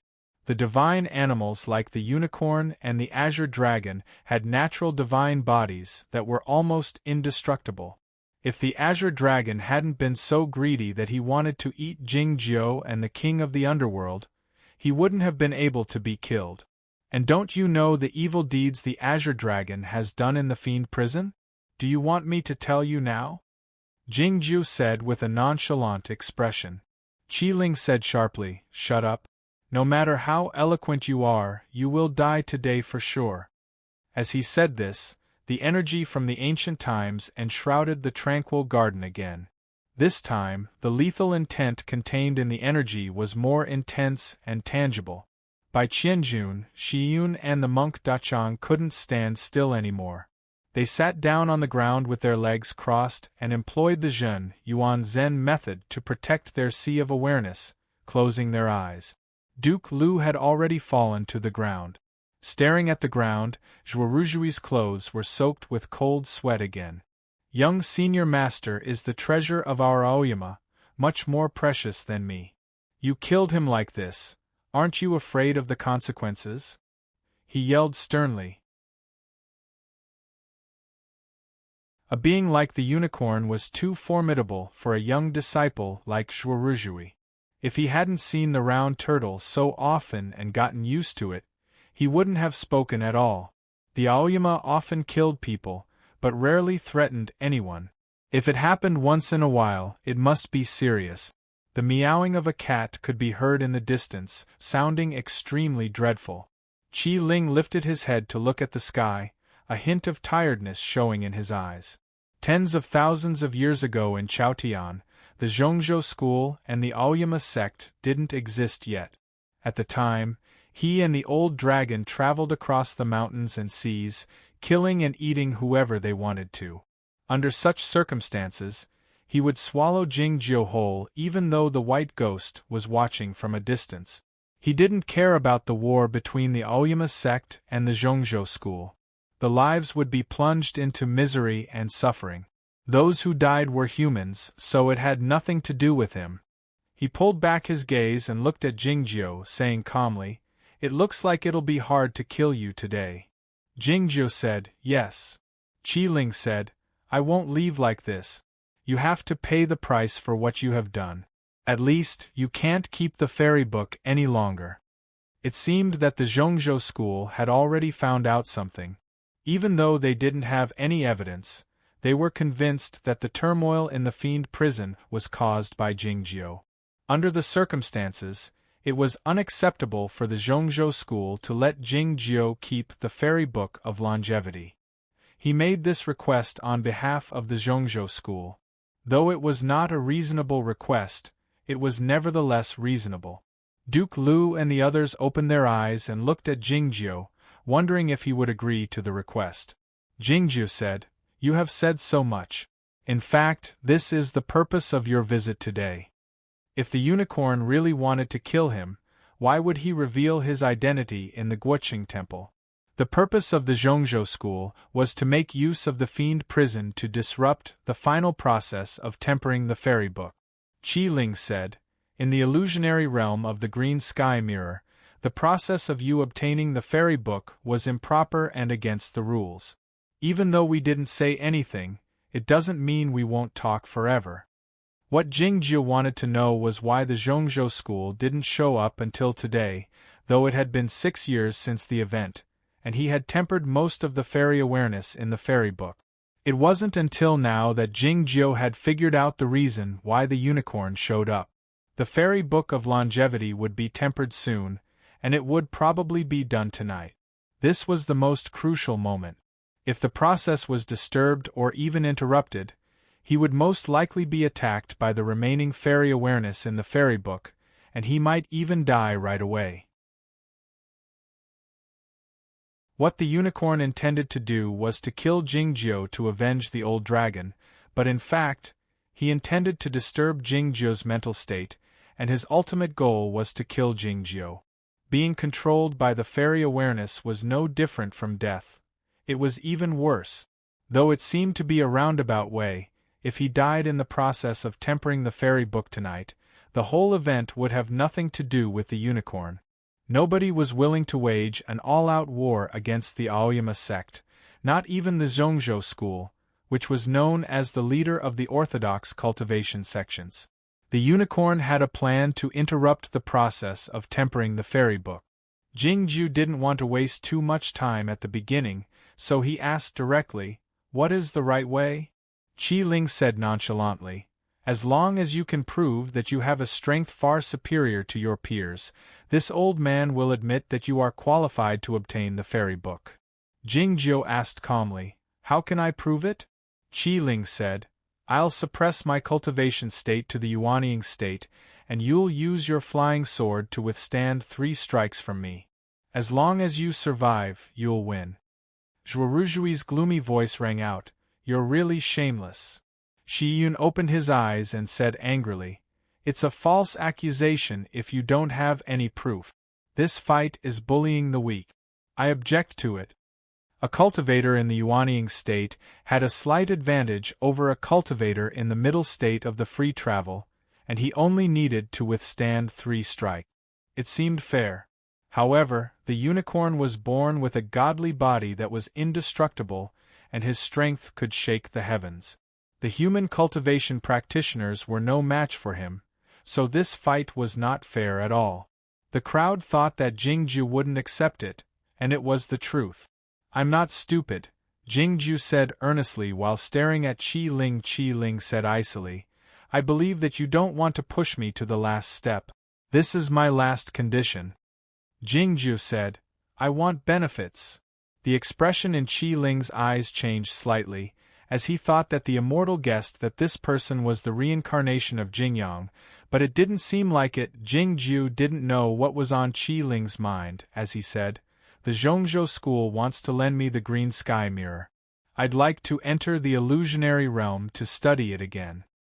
After the Dao competition, Bai Zhenren didn't summon Qing for questioning, but she had seen many things that had happened in the green sky mirror. The phrase, "the bright sun," was the most suitable one in the illusionary realm of the green sky mirror. The unicorn thought that he had guessed Jingjiu's intention, flashing a cruel smile as he said, "Okay." Even if he didn't use his full strength, he could still wound Jingjiu severely. If Jingjiu was attacked by the fairy book, he would become a dead person or a living dead person. By then, it would be useless even if he lent the green sky mirror to Jingjiu after it was sealed in ice. Would Jingjiu still be able to see it? Jingjiu didn't say anything more. He stood sideways and put his left hand holding the fairy book behind his back, and drew out the iron sword from behind his shoulder with his right hand, pointing it straight at Qi Ling. Seeing this, the crowd was stunned speechless. He had actually accepted the condition.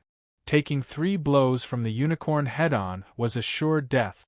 Monk Duhai intended to stop him, but Qi Ling stopped him with a sneer.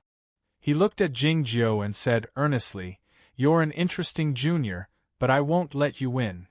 Zhuoruzhui was stunned, thinking that though it was the style of the Aoyama sect to wield the sword when encountering a powerful foe, it was not the style of the young senior master. Seeing Jingzhou holding the sword in a graceful manner, and thinking of the scene where Jingzhou was lying in a pool of blood, Zhuoruzhui yelled out with his blood boiling.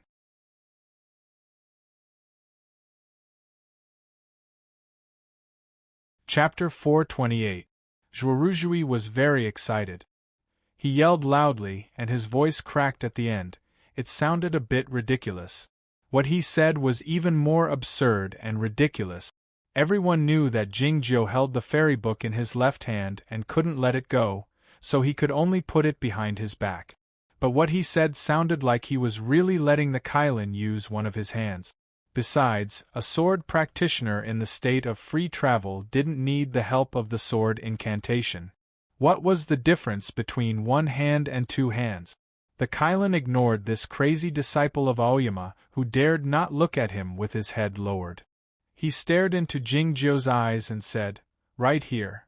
Zhao Lei suddenly said, "You've lived for tens of thousands of years, but you can't even control your strength. Who did you live on?" She had been silent for a long time. She suddenly said something that she would never say under normal circumstances because she was really nervous at this time. She didn't know what this tranquil garden meant to Jingzhou, but she believed that Jingzhou would benefit more here. "Anyway, I didn't live on your dog," the Kylin said indifferently. He didn't pay attention to this crazy disciple of Aoyama who kept staring at a distant hall and asked, "Shall we start?" As he spoke, he stared into Jingzhou's eyes. Both he and Bai Jinren were suspicious of Jingzhou's background. If he was really the reincarnation of Jingyang, they would pay more attention to him, even though he was only in the middle state of free travel and could be killed with a flick of his finger. Jingzhou didn't say anything. He moved his wrist slightly, and the tip of the black iron sword tilted up slightly. This movement was very casual and calm, hiding his extreme confidence. In the eyes of the Kylin, it was extremely provocative. The Kylin looked indifferent. He flicked his right hand, and a smoke-like straight line attacked toward Jingzhou's face. The smoke looked very thin, but it gave people a horrible feeling, as if it were as heavy as a mountain. Seeing this, Zhao Leo's expression changed slightly. She knew she couldn't block it. Most importantly, even if she wanted to resist with the thoughtless sword, she wouldn't have enough time to do so. The unicorn's seemingly casual movement was actually as fast as lightning. The people in the tranquil garden didn't even see when he raised his hand, when he bent his fingers, or when he flicked his fingers. Time seemed to freeze at this moment. He had indeed suppressed his cultivation level to the nascent soul stage, but his divine arts were still terrifying. He possessed unimaginable power, so naturally, he possessed unparalleled speed.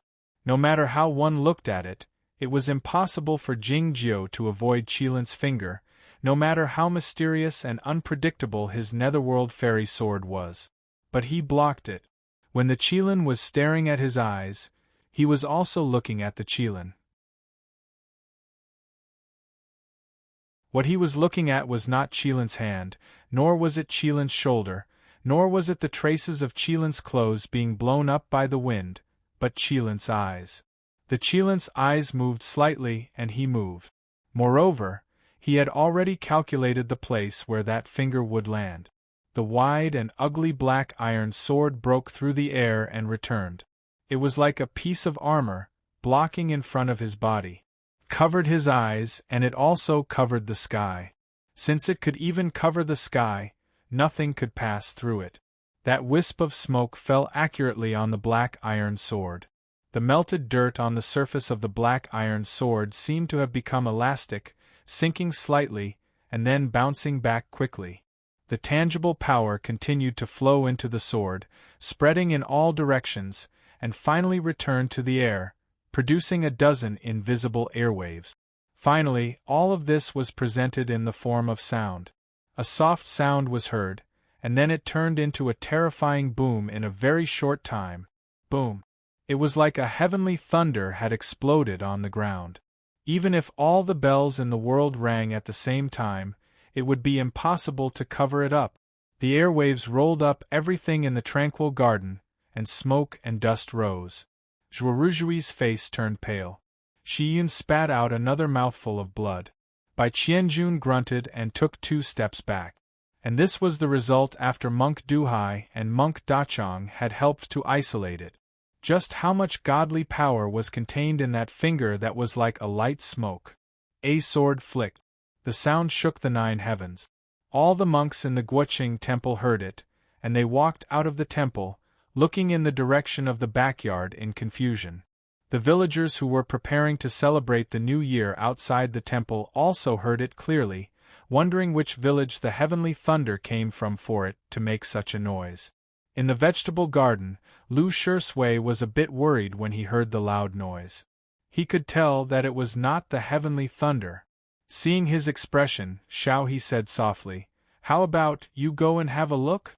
After a moment of silence, Lu Shui picked up the chopsticks and continued eating, saying, "The young master must have his reasons for not letting me go. I'll listen to him." Xiao He didn't understand, asking, "Aren't you afraid that something bad will happen to him?"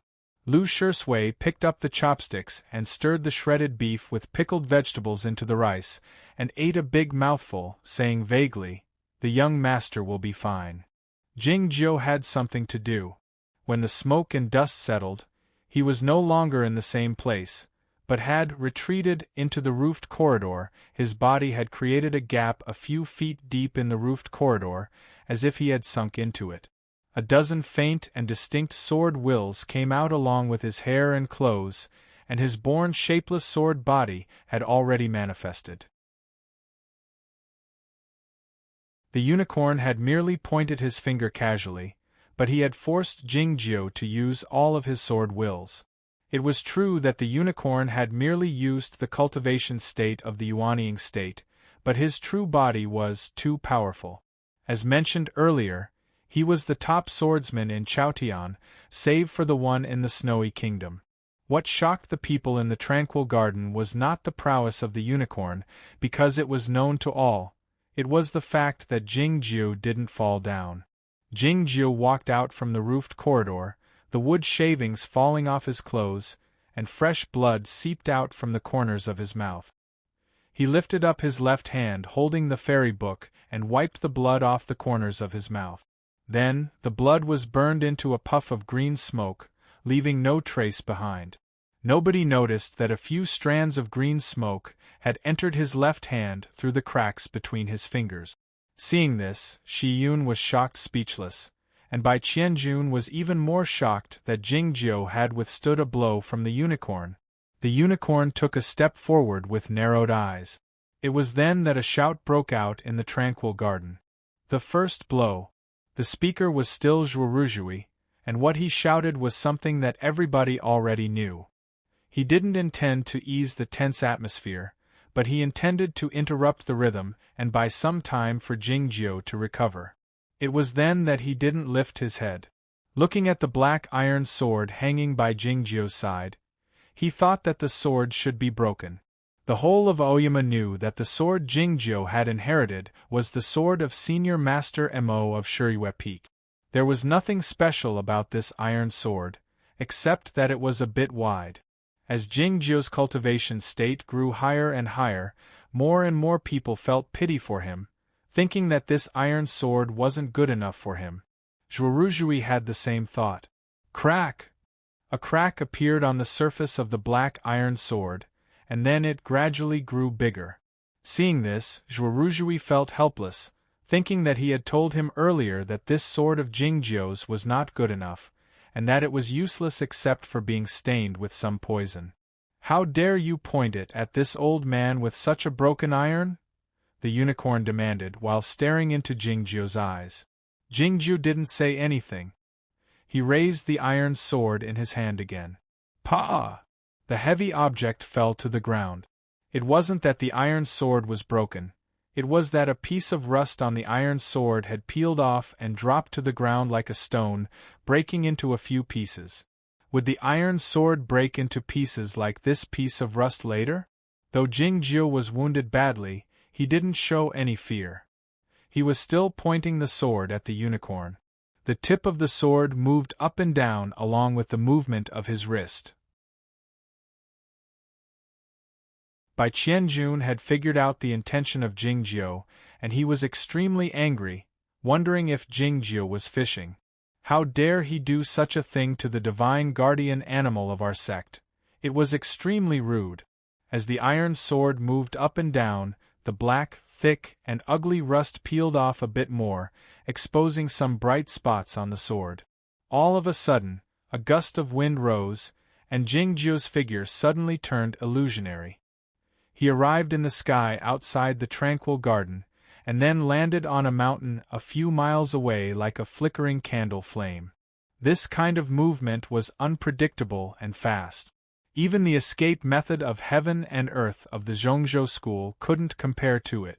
The people in the tranquil garden didn't know about the existence of the underworld fairy sword, wondering if the legendary shapeless sword body had such a magic power.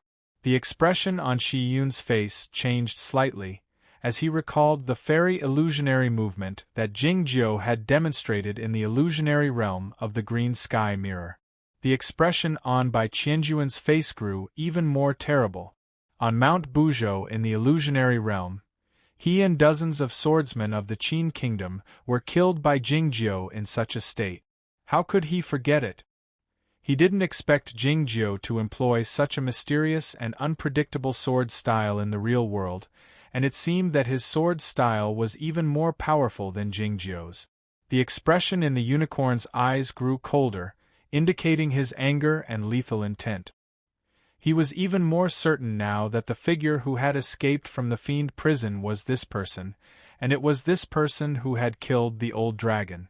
As the strong wind whistled, he disappeared from the original spot and arrived in the sky above the mountain in an instant. He thrust his palm toward Jingjiu from the sky. Even a dim light couldn't be extinguished in the strong wind. Jingjiu drifted unsteadily to the east and to the west. It was unclear how he had gotten out of the range of the wind generated by the palm and arrived in the high sky. The magic prowess of the unicorn was formidable. Even though he had hit the air with his palm, he could still draw back the force of his palm and break it into countless strong arrows, shooting toward the sky. It was then that someone in the village outside the Guoqing temple lit the firecrackers. Crack! Crack! Countless sounds of firecrackers broke out, covering the sound of the exploding strong arrows. The people in the tranquil garden looked up, but all they could see were the shooting stars and a flash of sword light traveling among them. Monk Duhai was the only one who could vaguely see the figure of Jingjiu. It was easy to imagine how fast Jingjiu was traveling at the moment. Zhuoruzhui didn't raise his head. He stared at a wild grass among the stone slabs that was shivering, his face pale. He wondered if it was time to look at it. When should he look at it? Should he look at it? The wind had stopped and the clouds quieted down. The shooting stars in the sky had turned into nothingness. The figure of Jingjiu reappeared and landed on the ground. His white cloth looked like the clouds, making no sound. The unicorn had also returned to the tranquil garden. Since they had agreed to strike 3 times, he had only struck one palm from the very beginning. He didn't follow up with another attack. The unicorn's palm turned into a sky full of shooting stars, which could be counted as a strike. But considering his status and seniority, it was actually a bit excessive. Zhuoruzhui was still worried. He yelled while looking at the ground, "2!" He suddenly felt that his eyes were dazzled. It seemed that Jingjiu's feet had disappeared in front of his eyes for a moment. Then, the tranquil garden fell into a deathly silence. When Zhuoruzhui lowered his head, a flash of sword light burst out in the tranquil garden, followed by a faint sound of crack. Jingjiu returned to his original spot. His face was pale. It was obvious that he had been severely injured. But nobody was looking at him. Everybody was looking at the unicorn. There was an extremely shallow wound on the corner of the unicorn's eyebrows, and a tiny drop of blood was seeping out slowly. He stared into Jingju's eyes and said slowly, word by word, "How dare you hurt me?" Jingju said, "I'll take 3 strikes from you." I didn't say I couldn't fight back. The unicorn didn't expect that Jingju could still fight back under such circumstances. He didn't prepare for it. And he didn't expect that Jingju's body movement could be even faster, which was why he was hit by the unicorn's sword. But this was not the point. The point was that the unicorn didn't expect that Jingju's sword could hurt him. Nobody in the tranquil garden expected this. They were stunned speechless when they saw the drop of blood on the unicorn's eyebrows.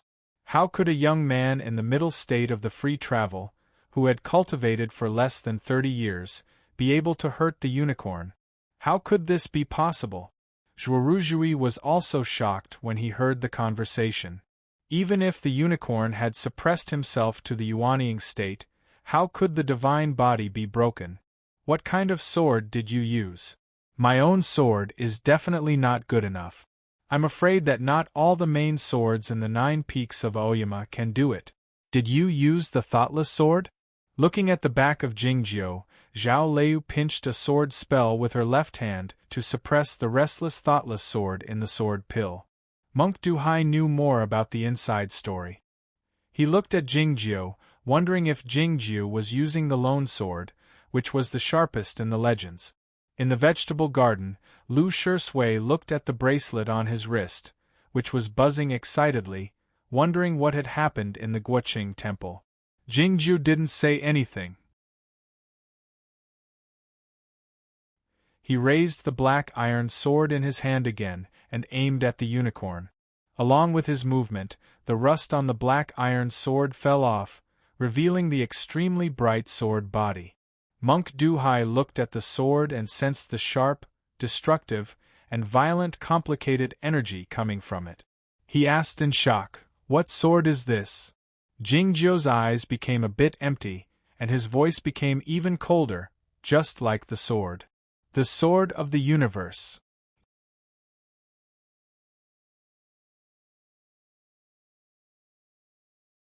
Chapter 429. The Sword of the Universe is a play, and it is also a famous sword. It's not Chunibyu. Sorry. You can search for it yourself. I won't take the information to calculate the number of words. The title of this chapter should have been used before, either the Tao or another book, but it is suitable for this chapter, so I'll keep using it. The 4 directions were called the universe, and the past and present were called the universe. A sword that could cut off time and space could be called the Sword of the Universe. This name was extremely domineering. The people in the tranquil garden were surprised, and Zhuoruzhui was even more shocked. All the disciples of Aoyama knew the story of Jingju's iron sword. Back when Immortal Master Mo of Shiriyue Peak reached the end of his cultivation career, he decided to return his sword to Aoyama. He had been copying the books on the peak for more than 100 years, but his cultivation state wasn't very high, and he wasn't famous. Normally, he would leave a faint sorrow in Aoyama, and then be forgotten by others. However, when he came to the outskirts of Yunqing Peak, he happened to meet a group of new disciples who had just joined the inner sect, Jingju among them. Somehow, Jingju suddenly asked him, "How's your sword?" Immortal Master Mo replied that he hadn't used it for a long time, and there was a hint of regret in his words. Jingju suggested that he should give it a try. Jingju decided to inherit that sword. For many people in Aoyama, this was a whimsical idea, because Immortal Master Mo had placed that black iron sword at a high place on the sword peak. And that iron sword was very ordinary, nothing special about it. Jingju made this decision because the iron sword was very wide, and he could sit on it comfortably. Besides, he thought that since this sword had dedicated its whole life to Aoyama like Junior Master Mo, it should be able to shine one day. For this iron sword, Jingju went to the sword peak, where he encountered many things, such as Zhao Lei and this iron sword, and then he came to this day. This iron sword was really ordinary.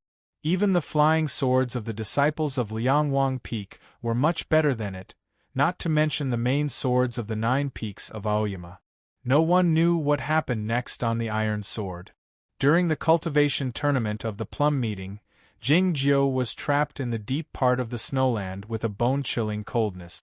Jingjiu burned his sword source and used the iron sword as a torch to illuminate the cave and warm Bai Zhao in the cocoon of the heavenly silkworm. It was equivalent to tempering himself for 6 years. In the fiend prison, the iron sword sank into the green pond and was soaked in the poisonous pond water for 3 years. It was well known that the pond water was the stomach of the old dragon. The most important thing was that the iron sword was tied to Jingjiu's back most of the time and was constantly nourished by his sword will. It had already undergone a complete transformation. It was just that the surface of the sword that had been melted and corroded by the venom was like mud covering the true body of the iron sword. It still needed a suitable opportunity before it could truly reveal its sharpness. Today, Qilin's heavy blow landed on Iron Sword's blade. The purest divine might from the primordial times shattered the sword grime, and like a finishing touch, it woke up. The cold and desolate sword of the universe appeared in the world. Looking at the ground, Zhuoruzhui couldn't calm himself down. The sword of the universe could break the divine body of Qilin and withstand his energy, which was quite extraordinary. It must be a sword of the fairy state. As Jingjiu advanced in the cultivation circle, it would probably become a famous sword in the world. What did he say back then? This sword is not good enough. The ugly sword is useless. What the young senior master said was right. It was not this sword that was not good enough. It was his judgment that was not good enough. It was then that he heard the voice of Qilin again. This sword is indeed excellent. Looking at the sword of the universe in Jingjiu's hand, Qilin said nonchalantly, "But if the person is dead, it is useless to keep a sword." Zhuoruzhui suddenly thought of that senior master Mo on Shiyue Peak. He had even forgotten the name of that senior master, but he believed that the name of that senior master would be remembered by many people after the sword of the universe appeared in the world, until many years later. Looking at the shadow of Qilin on the ground, Zhuoruzhui said earnestly, "No.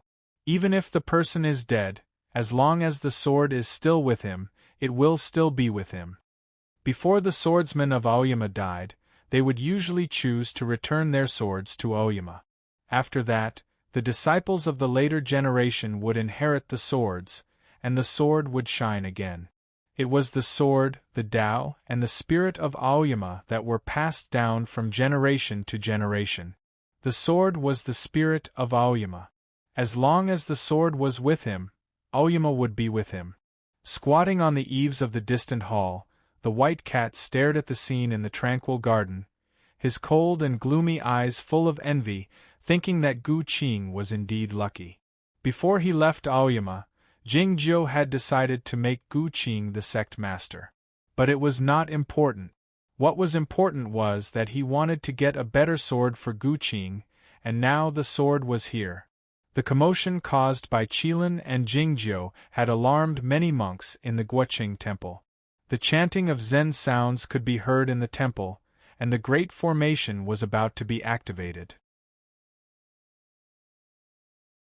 However, everybody was paying attention to the tranquil garden, so nobody noticed the white cat squatting on the eaves.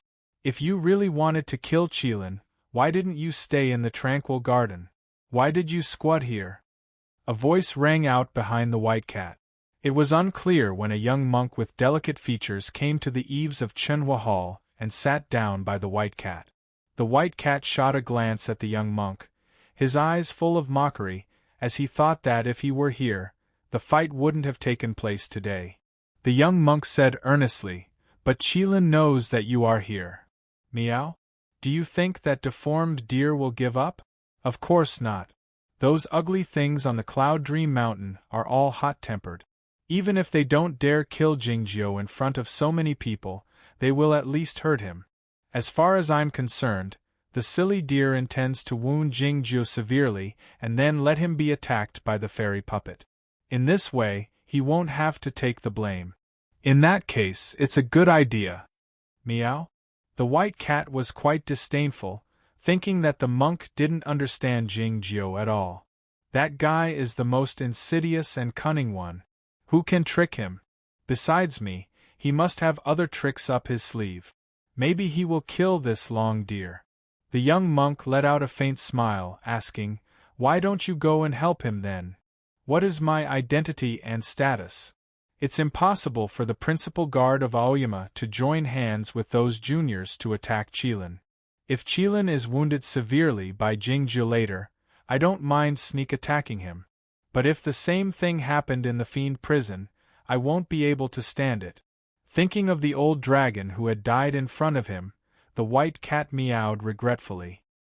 He suddenly felt something was not right, wondering why he had thought so much and told the monk all this. He turned to look at the young monk again. This time, he turned very slowly, as if he was frozen by the cold wind. "You'd better not strike. Our Aoyama can't afford to lose face like that." The young monk walked to the side of the cat and sat down. His right hand landed on the head of the cat, and then he stroked the cat from head to tail. His movement was quite skillful, as if he had done it for hundreds of years. The cat's hair would normally be smoother after being stroked, but it was the opposite at the moment. The white cat's hair stood up all over, fluttering in the cold wind. He looked like a dandelion that was about to be blown away by the wind. The standing up of the cat's hair meant he was angry, and it was the sign of a fight. More often than not, it was because of fear. The white cat's eyes were full of fear, and his pupils had shrunk to the size of tiny black grains. If one didn't look closely, they wouldn't be able to see clearly. He could have killed the young monk with a single claw, but how dare he? Just like back then at Bihu Peak, he could have easily killed Jingjiu, but he didn't do it. In just an instant, the white cat's mind was filled with the filthiest swear words in the world, and they couldn't be written down, because his spirit was about to collapse. But even so, he was very careful to use the swear words on himself and his fate, not daring to provoke the young monk. The white ghosts that guarded Aoyama had always been known for their brutality. Even the sect master did not care about them, but there would always be someone in the world that they feared. At times like that, he was more timid than anyone else. What he was really afraid of was the senior brother and junior brother. To be more precise, he was most afraid of the senior brother. Because the senior brother was more capable of killing than the junior brother, he was more daring to kill, he was more treacherous, more miserable, colder, more cruel, more intelligent, more flawless, more ingenious, more invincible, more powerful, more elegant, more imposing, more graceful is a good word. Although I'm not as good-looking as him, I'm still more lively than his dead-looking face. The young monk was, of course, In-san. He said with a smile, "But you don't have to think so much to please me. My current state is really low. You can try to kill me." If cats could cry, Lu Ada's tears would have formed a river by now. The senior brother and junior brother said the same thing when they met for the first time after their rebirth. At this time, he was completely sure that the smell he smelled on those pieces of paper a few years ago was the smell of a real person. It smelled so good. He meowed softly and rubbed against In-san's feet, trying to please him. This is really a good place to watch a show. Looking at the tranquil garden in the distance on the other side of the mountain, In-san revealed a faint smile. His monk's robe was fluttering in the cold wind, bringing the smell of firecrackers and cured meat in the village. The story wasn't over yet. Today was just the beginning. It was deathly quiet in the tranquil garden. Everybody was waiting for Kylan's third strike. The sword named the Sword of the Universe was held in Jingjiu's hand, but nobody was optimistic about his victory. The gap between the living states could only be made up by the state. A human cultivation practitioner in the middle state of the free travel could never be a match for a Kylan in the state of yuanying. An incomparably strong pressure was emitted from Kylan's body, shrouding the entire tranquil garden. The weed in the cracks of the flagstones clung to the ground, unable to stand up anymore, and was slowly crushed into powder. Monk Duhai waved his sleeve again to release the Zen intent, isolating Kylan's pressure so that Shi Yun and the other young disciples wouldn't be seriously injured. As profound as his state was, it was still difficult for him to isolate Kylan's pressure. It was hard to imagine how Jingjiu would deal with it. Jingjiu didn't wait for Kylan's third strike. He chose to take the initiative again. The desolate sword of the universe broke through the pressure and arrived in front of Kylan after passing through the air that had become many times more viscous. The high-speed friction created a bright light, which seemed to be on fire. The desolate atmosphere suddenly became violent, with a trace of eerie danger hidden in it. The flame brought up by the sword of the universe illuminated Kylan's face clearly. The tendons under his skin looked like intertwined old vines, which looked extremely ugly, and the two horns looked horrifying. Kylan thought the sword was indeed interesting, but he didn't pay much attention to it. Affected by the pressure, Jingjiu's strike this time was obviously much slower than the previous one. However, when he was about to grab Jingjiu's sword and kill him, the sword disappeared in front of his eyes. Crack! There was a soft rustling sound, followed by countless soft rustling sounds. Countless tiny tears appeared on Kylan's clothes. A tiny cut appeared on his earlobe. An extremely small cut appeared on his nose and the corner of his lips.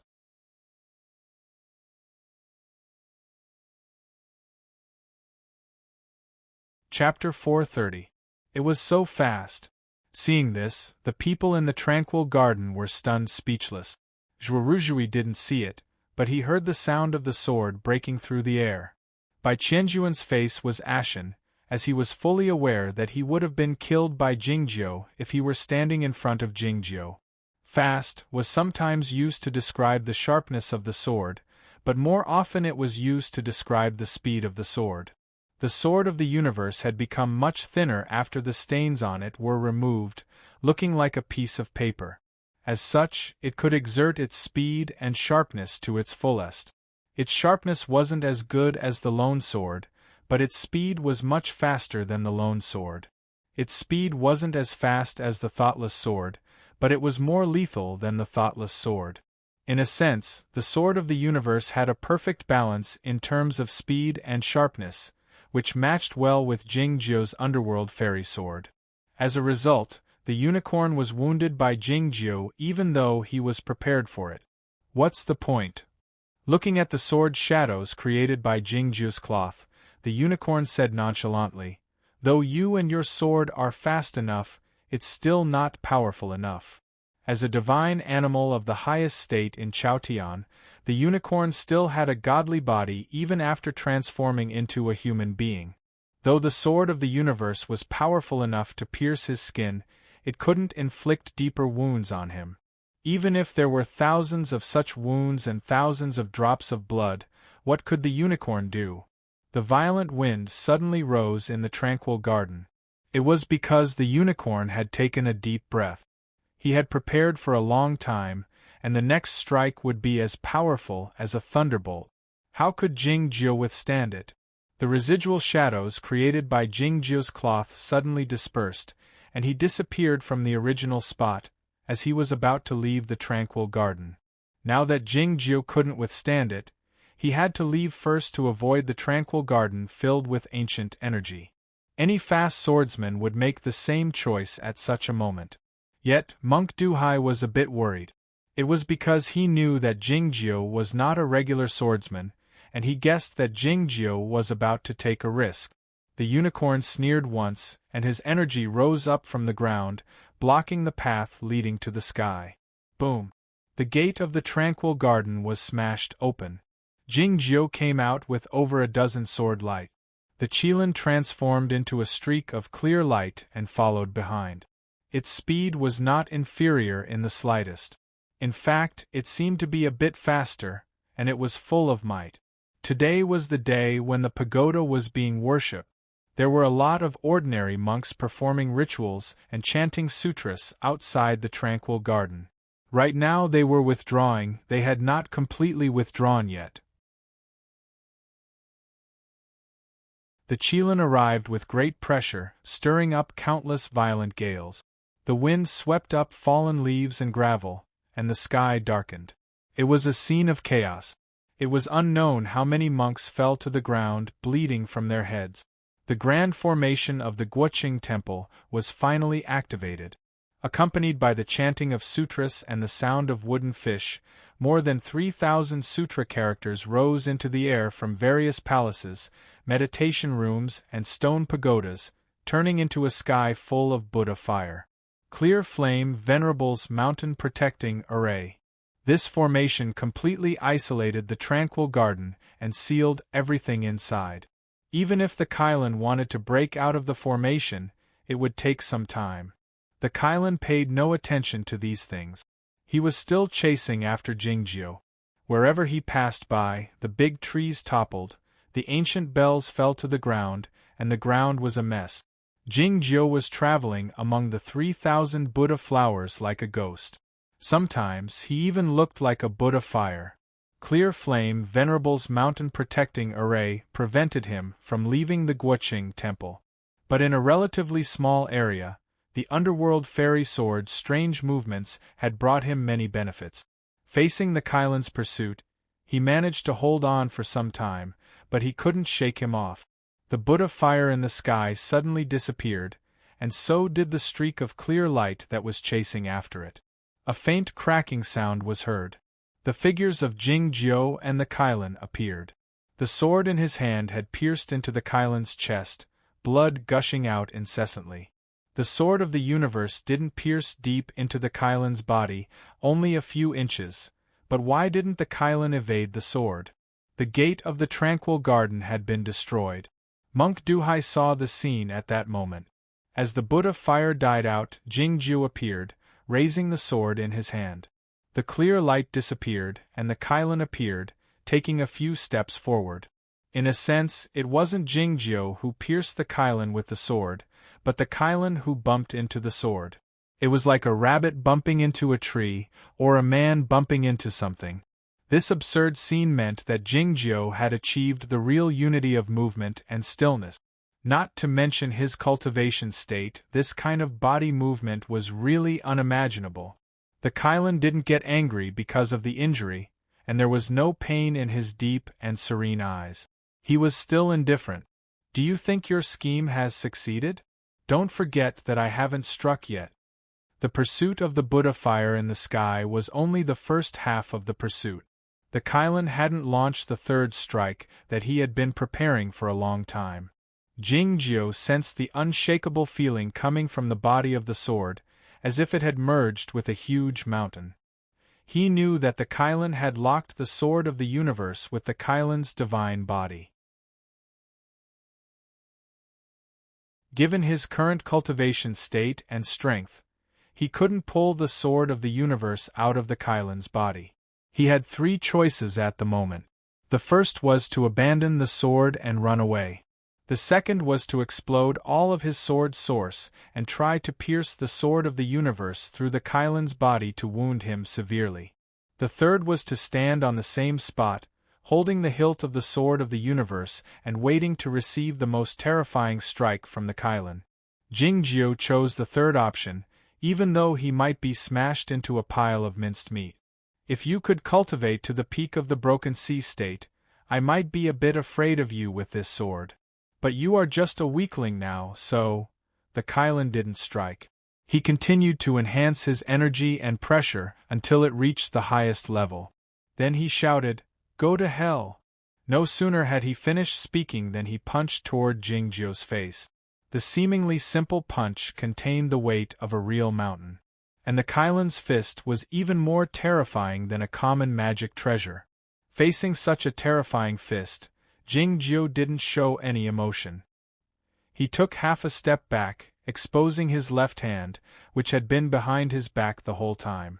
A few wisps of faint golden light leaked out from his fingers, exuding an intoxicating aura that surpassed the spring breeze. It was the fairy energy. The whole cultivation circle was aware that Jingjiu had held the fairy book of longevity in his left hand and had never let go of it. He had held the fairy book for 6 years, since the end of the Dao competition. It seemed that the fairy book had become one with his left hand a long time ago. Seeing the scene outside the tranquil garden, Bai Qianjun recalled the scene outside the green sky mirror 6 years ago. He and Jingjiu had exchanged blows and almost died from the fractures in his body. Fortunately, he was rescued by Bai Jinren. Was it possible that Jingjiu intended to use the same trick again? Bai Qianjun thought grimly that Jingjiu deserved to die if he thought that his fist holding the fairy book could be compared to the fist of the great grandmaster of the Kailan. Many people said that thinking was the fastest thing in the world, but it took time to think, so there was a difference in the speed of thinking. Though Jingjiu could calculate at a very fast speed, it didn't mean that everybody could do it the same way. In fact, the majority of people in the world couldn't think as fast as the Kailan and Jingjiu's punches. As the thought flashed through Bai Qianjun's mind, Jingjiu's left fist had already collided with the Kailan's fist. There were no splashes of air, no clouds of dust, and not even a loud crash. Jingjiu and the Kailan had reached the highest level in this world when it came to controlling their strength. They had given all their strength to their opponent without leaking any of it. There was only a faint cracking sound. Then, the sound of the earth being torn apart could be heard. It was a true tearing. A deep ditch appeared on the green stony ground, leading to the tranquil garden. Lying at the end of the ditch, Jingjiu's countenance was still calm, but his face was extremely pale. It was evident that he had been severely wounded. Countless cracks appeared on the surface of his finger bones, wrist bones, arm bones, and all the way to his shoulder bones. If it weren't for the special nature of his body, those bones would have been broken into countless pieces. The fight was not over yet, because the Kailan was still striking the third time. His fist punched out a mass of green light, which entered the tranquil garden and arrived in front of Jingjiu. Jingjiu could barely hold the fairy book with his left hand. How could he raise it to fight against the enemy? If Zhao Layer had been able to react, she would have stood in front of Jingjiu to shield him. However, the fight between Jingjiu and the Kailan was beyond her realm, so she had no time to do anything. She regretted listening to Jingjiu a few years ago. If she had broken through to the middle state of the free travel, she would have had enough time to call out the thoughtless sword to block Jingjiu's attack. The expression in Jingjiu's eyes was still calm, and he didn't even intend to raise his sword. No one knew what he was thinking about. The Kailan shouted, "Go to hell!" Jingjiu was going to die. But at this moment, the Kailan heard someone say the same thing. "Go to hell!" The voice came from below. It was calm and indifferent, as if it was a polite request. The Kailan looked at the source of the voice out of the corner of his eye and found that it was an old monk who was performing rituals outside the tranquil garden. There was nothing special about the old monk, except that he was ugly. He had an ugly red nose and sparse, dry hair that had just grown out and hadn't been shaved off. Anyone who saw him would feel disgusted. The old monk was holding a Vajra pestle that seemed to be made of black stone. The tip of the Vajra pestle had pierced deeply into the Kailan's waist. At this moment, the Kailan had a lot of questions in his mind.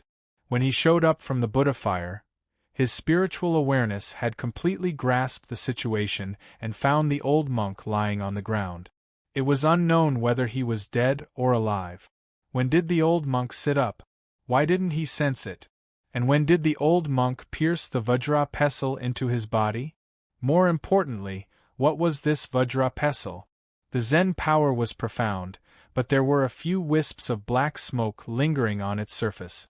It could pierce into his body, and it was so painful. Ah! The Kailan let out a painful and angry scream.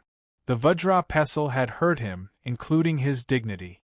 He had left the Cloud Dream Mountain after so many years and traveled the world, but he was hurt by a nobody. How dare you sneak attack me? Go to hell. The Kylan lost his mind in anger and started to increase his realm crazily. The Vajra pestle in the old monk's hand had a demonic intent and cold black smoke. It was obviously a technique of the evil sect, so he didn't need to suppress his realm to the Yuaniing realm. The two horns on the Kylan's head grew to a few feet long and were as red as coral. His aura became even more powerful, as majestic as the sea. In a very short time, he had increased his realm to the middle stage of Mahayana. The Kylan hadn't completely recovered his original form, but heaven and earth had already sensed it. Countless dark clouds came to the sky above the Guoqing temple, with thunder and lightning waiting to strike. The Kylan's palm slammed down on the old monk's head, and it was even more powerful than thunder. There was a light clap. The old monk countered the attack with a flip of his palm. He had actually received it with ease.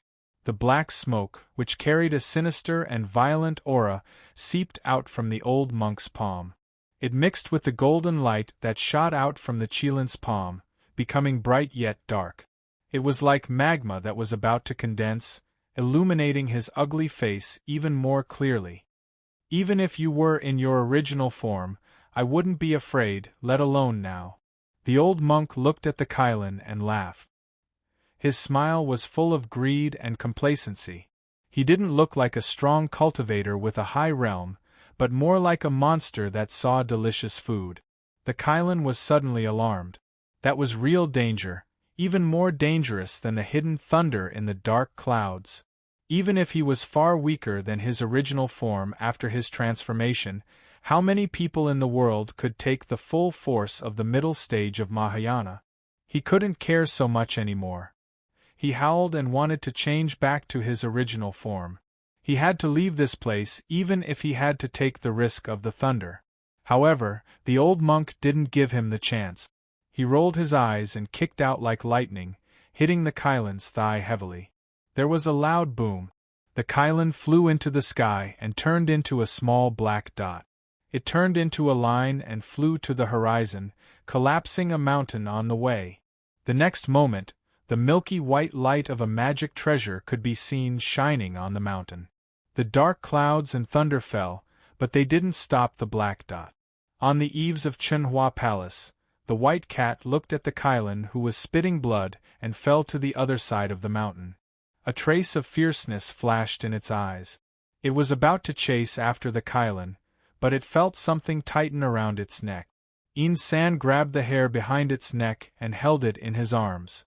He looked at the mountain and said, "The Bai family is coming. Ada, let's let the ugly deer go today, shall we?" His tone was warm and gentle, but the white cat was stiff and didn't dare to say no. San turned to the tranquil garden and saw the great ancestor of the mysterious dark sect floating above the garden. He said coldly, "It's really a pity."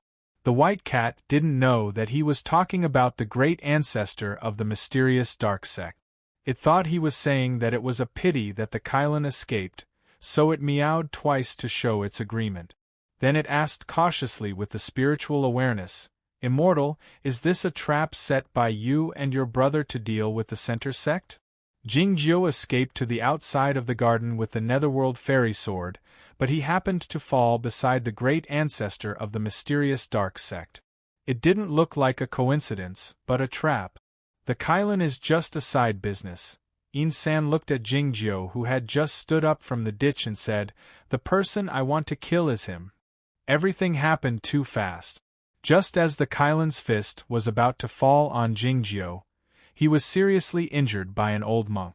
The Kylan raised its realm to the middle stage of the Mahayana realm and almost showed its real body, but it was still no match for the old monk and was kicked out of the mountain. During the whole process, the old monk sat on the ground and didn't stand up at all. Who was this old monk? Was he the abbot of the Guoqing temple coming out, or was he a hermit sweeping the floor? How many people in the world could achieve such a feat? The old monk flew to the sky above the tranquil garden. The golden pestle made of black stone had already disappeared. The people in the tranquil garden could sense clearly that this old monk had a profound energy, and he was a deviant practitioner. The old monk slammed his palm toward the tranquil garden, and his target was actually Jingjiu. The Kailan in the Yuanying state had beaten Jingjiu so badly. Now that the Kailan had recovered his cultivation state of the Mahayana state, he was beaten so badly by this old monk. It could be deduced that this old monk must be in the upper limit of the heavenly arrival state according to the cultivation states of the Aoyama sect, and he should be ranked in the top 10 in the cultivation circle of Chaotian. The deviant sects were on the decline. When did such a demonic person appear? Seeing the old monk, the people in the tranquil garden felt hopeless, thinking that Jingjiu would die for sure. It was then that something happened in the tranquil garden. Zhuoruzhui lifted his head and shot a glance at the old monk. Earlier, Jingjiu had been staring at the ground the entire time when the unicorn fought with Jingjiu, and at other times. He saw the wild grass swaying in the air, and the wild grass being crushed into powder by the energy of the unicorn and then disappearing with the wind. This was the first time he lifted his head that day in the tranquil garden of the Guoqing temple. You're tuning in to the Phoenix Nights YouTube channel. Don't forget to subscribe and join us on this journey to catch the most captivating stories.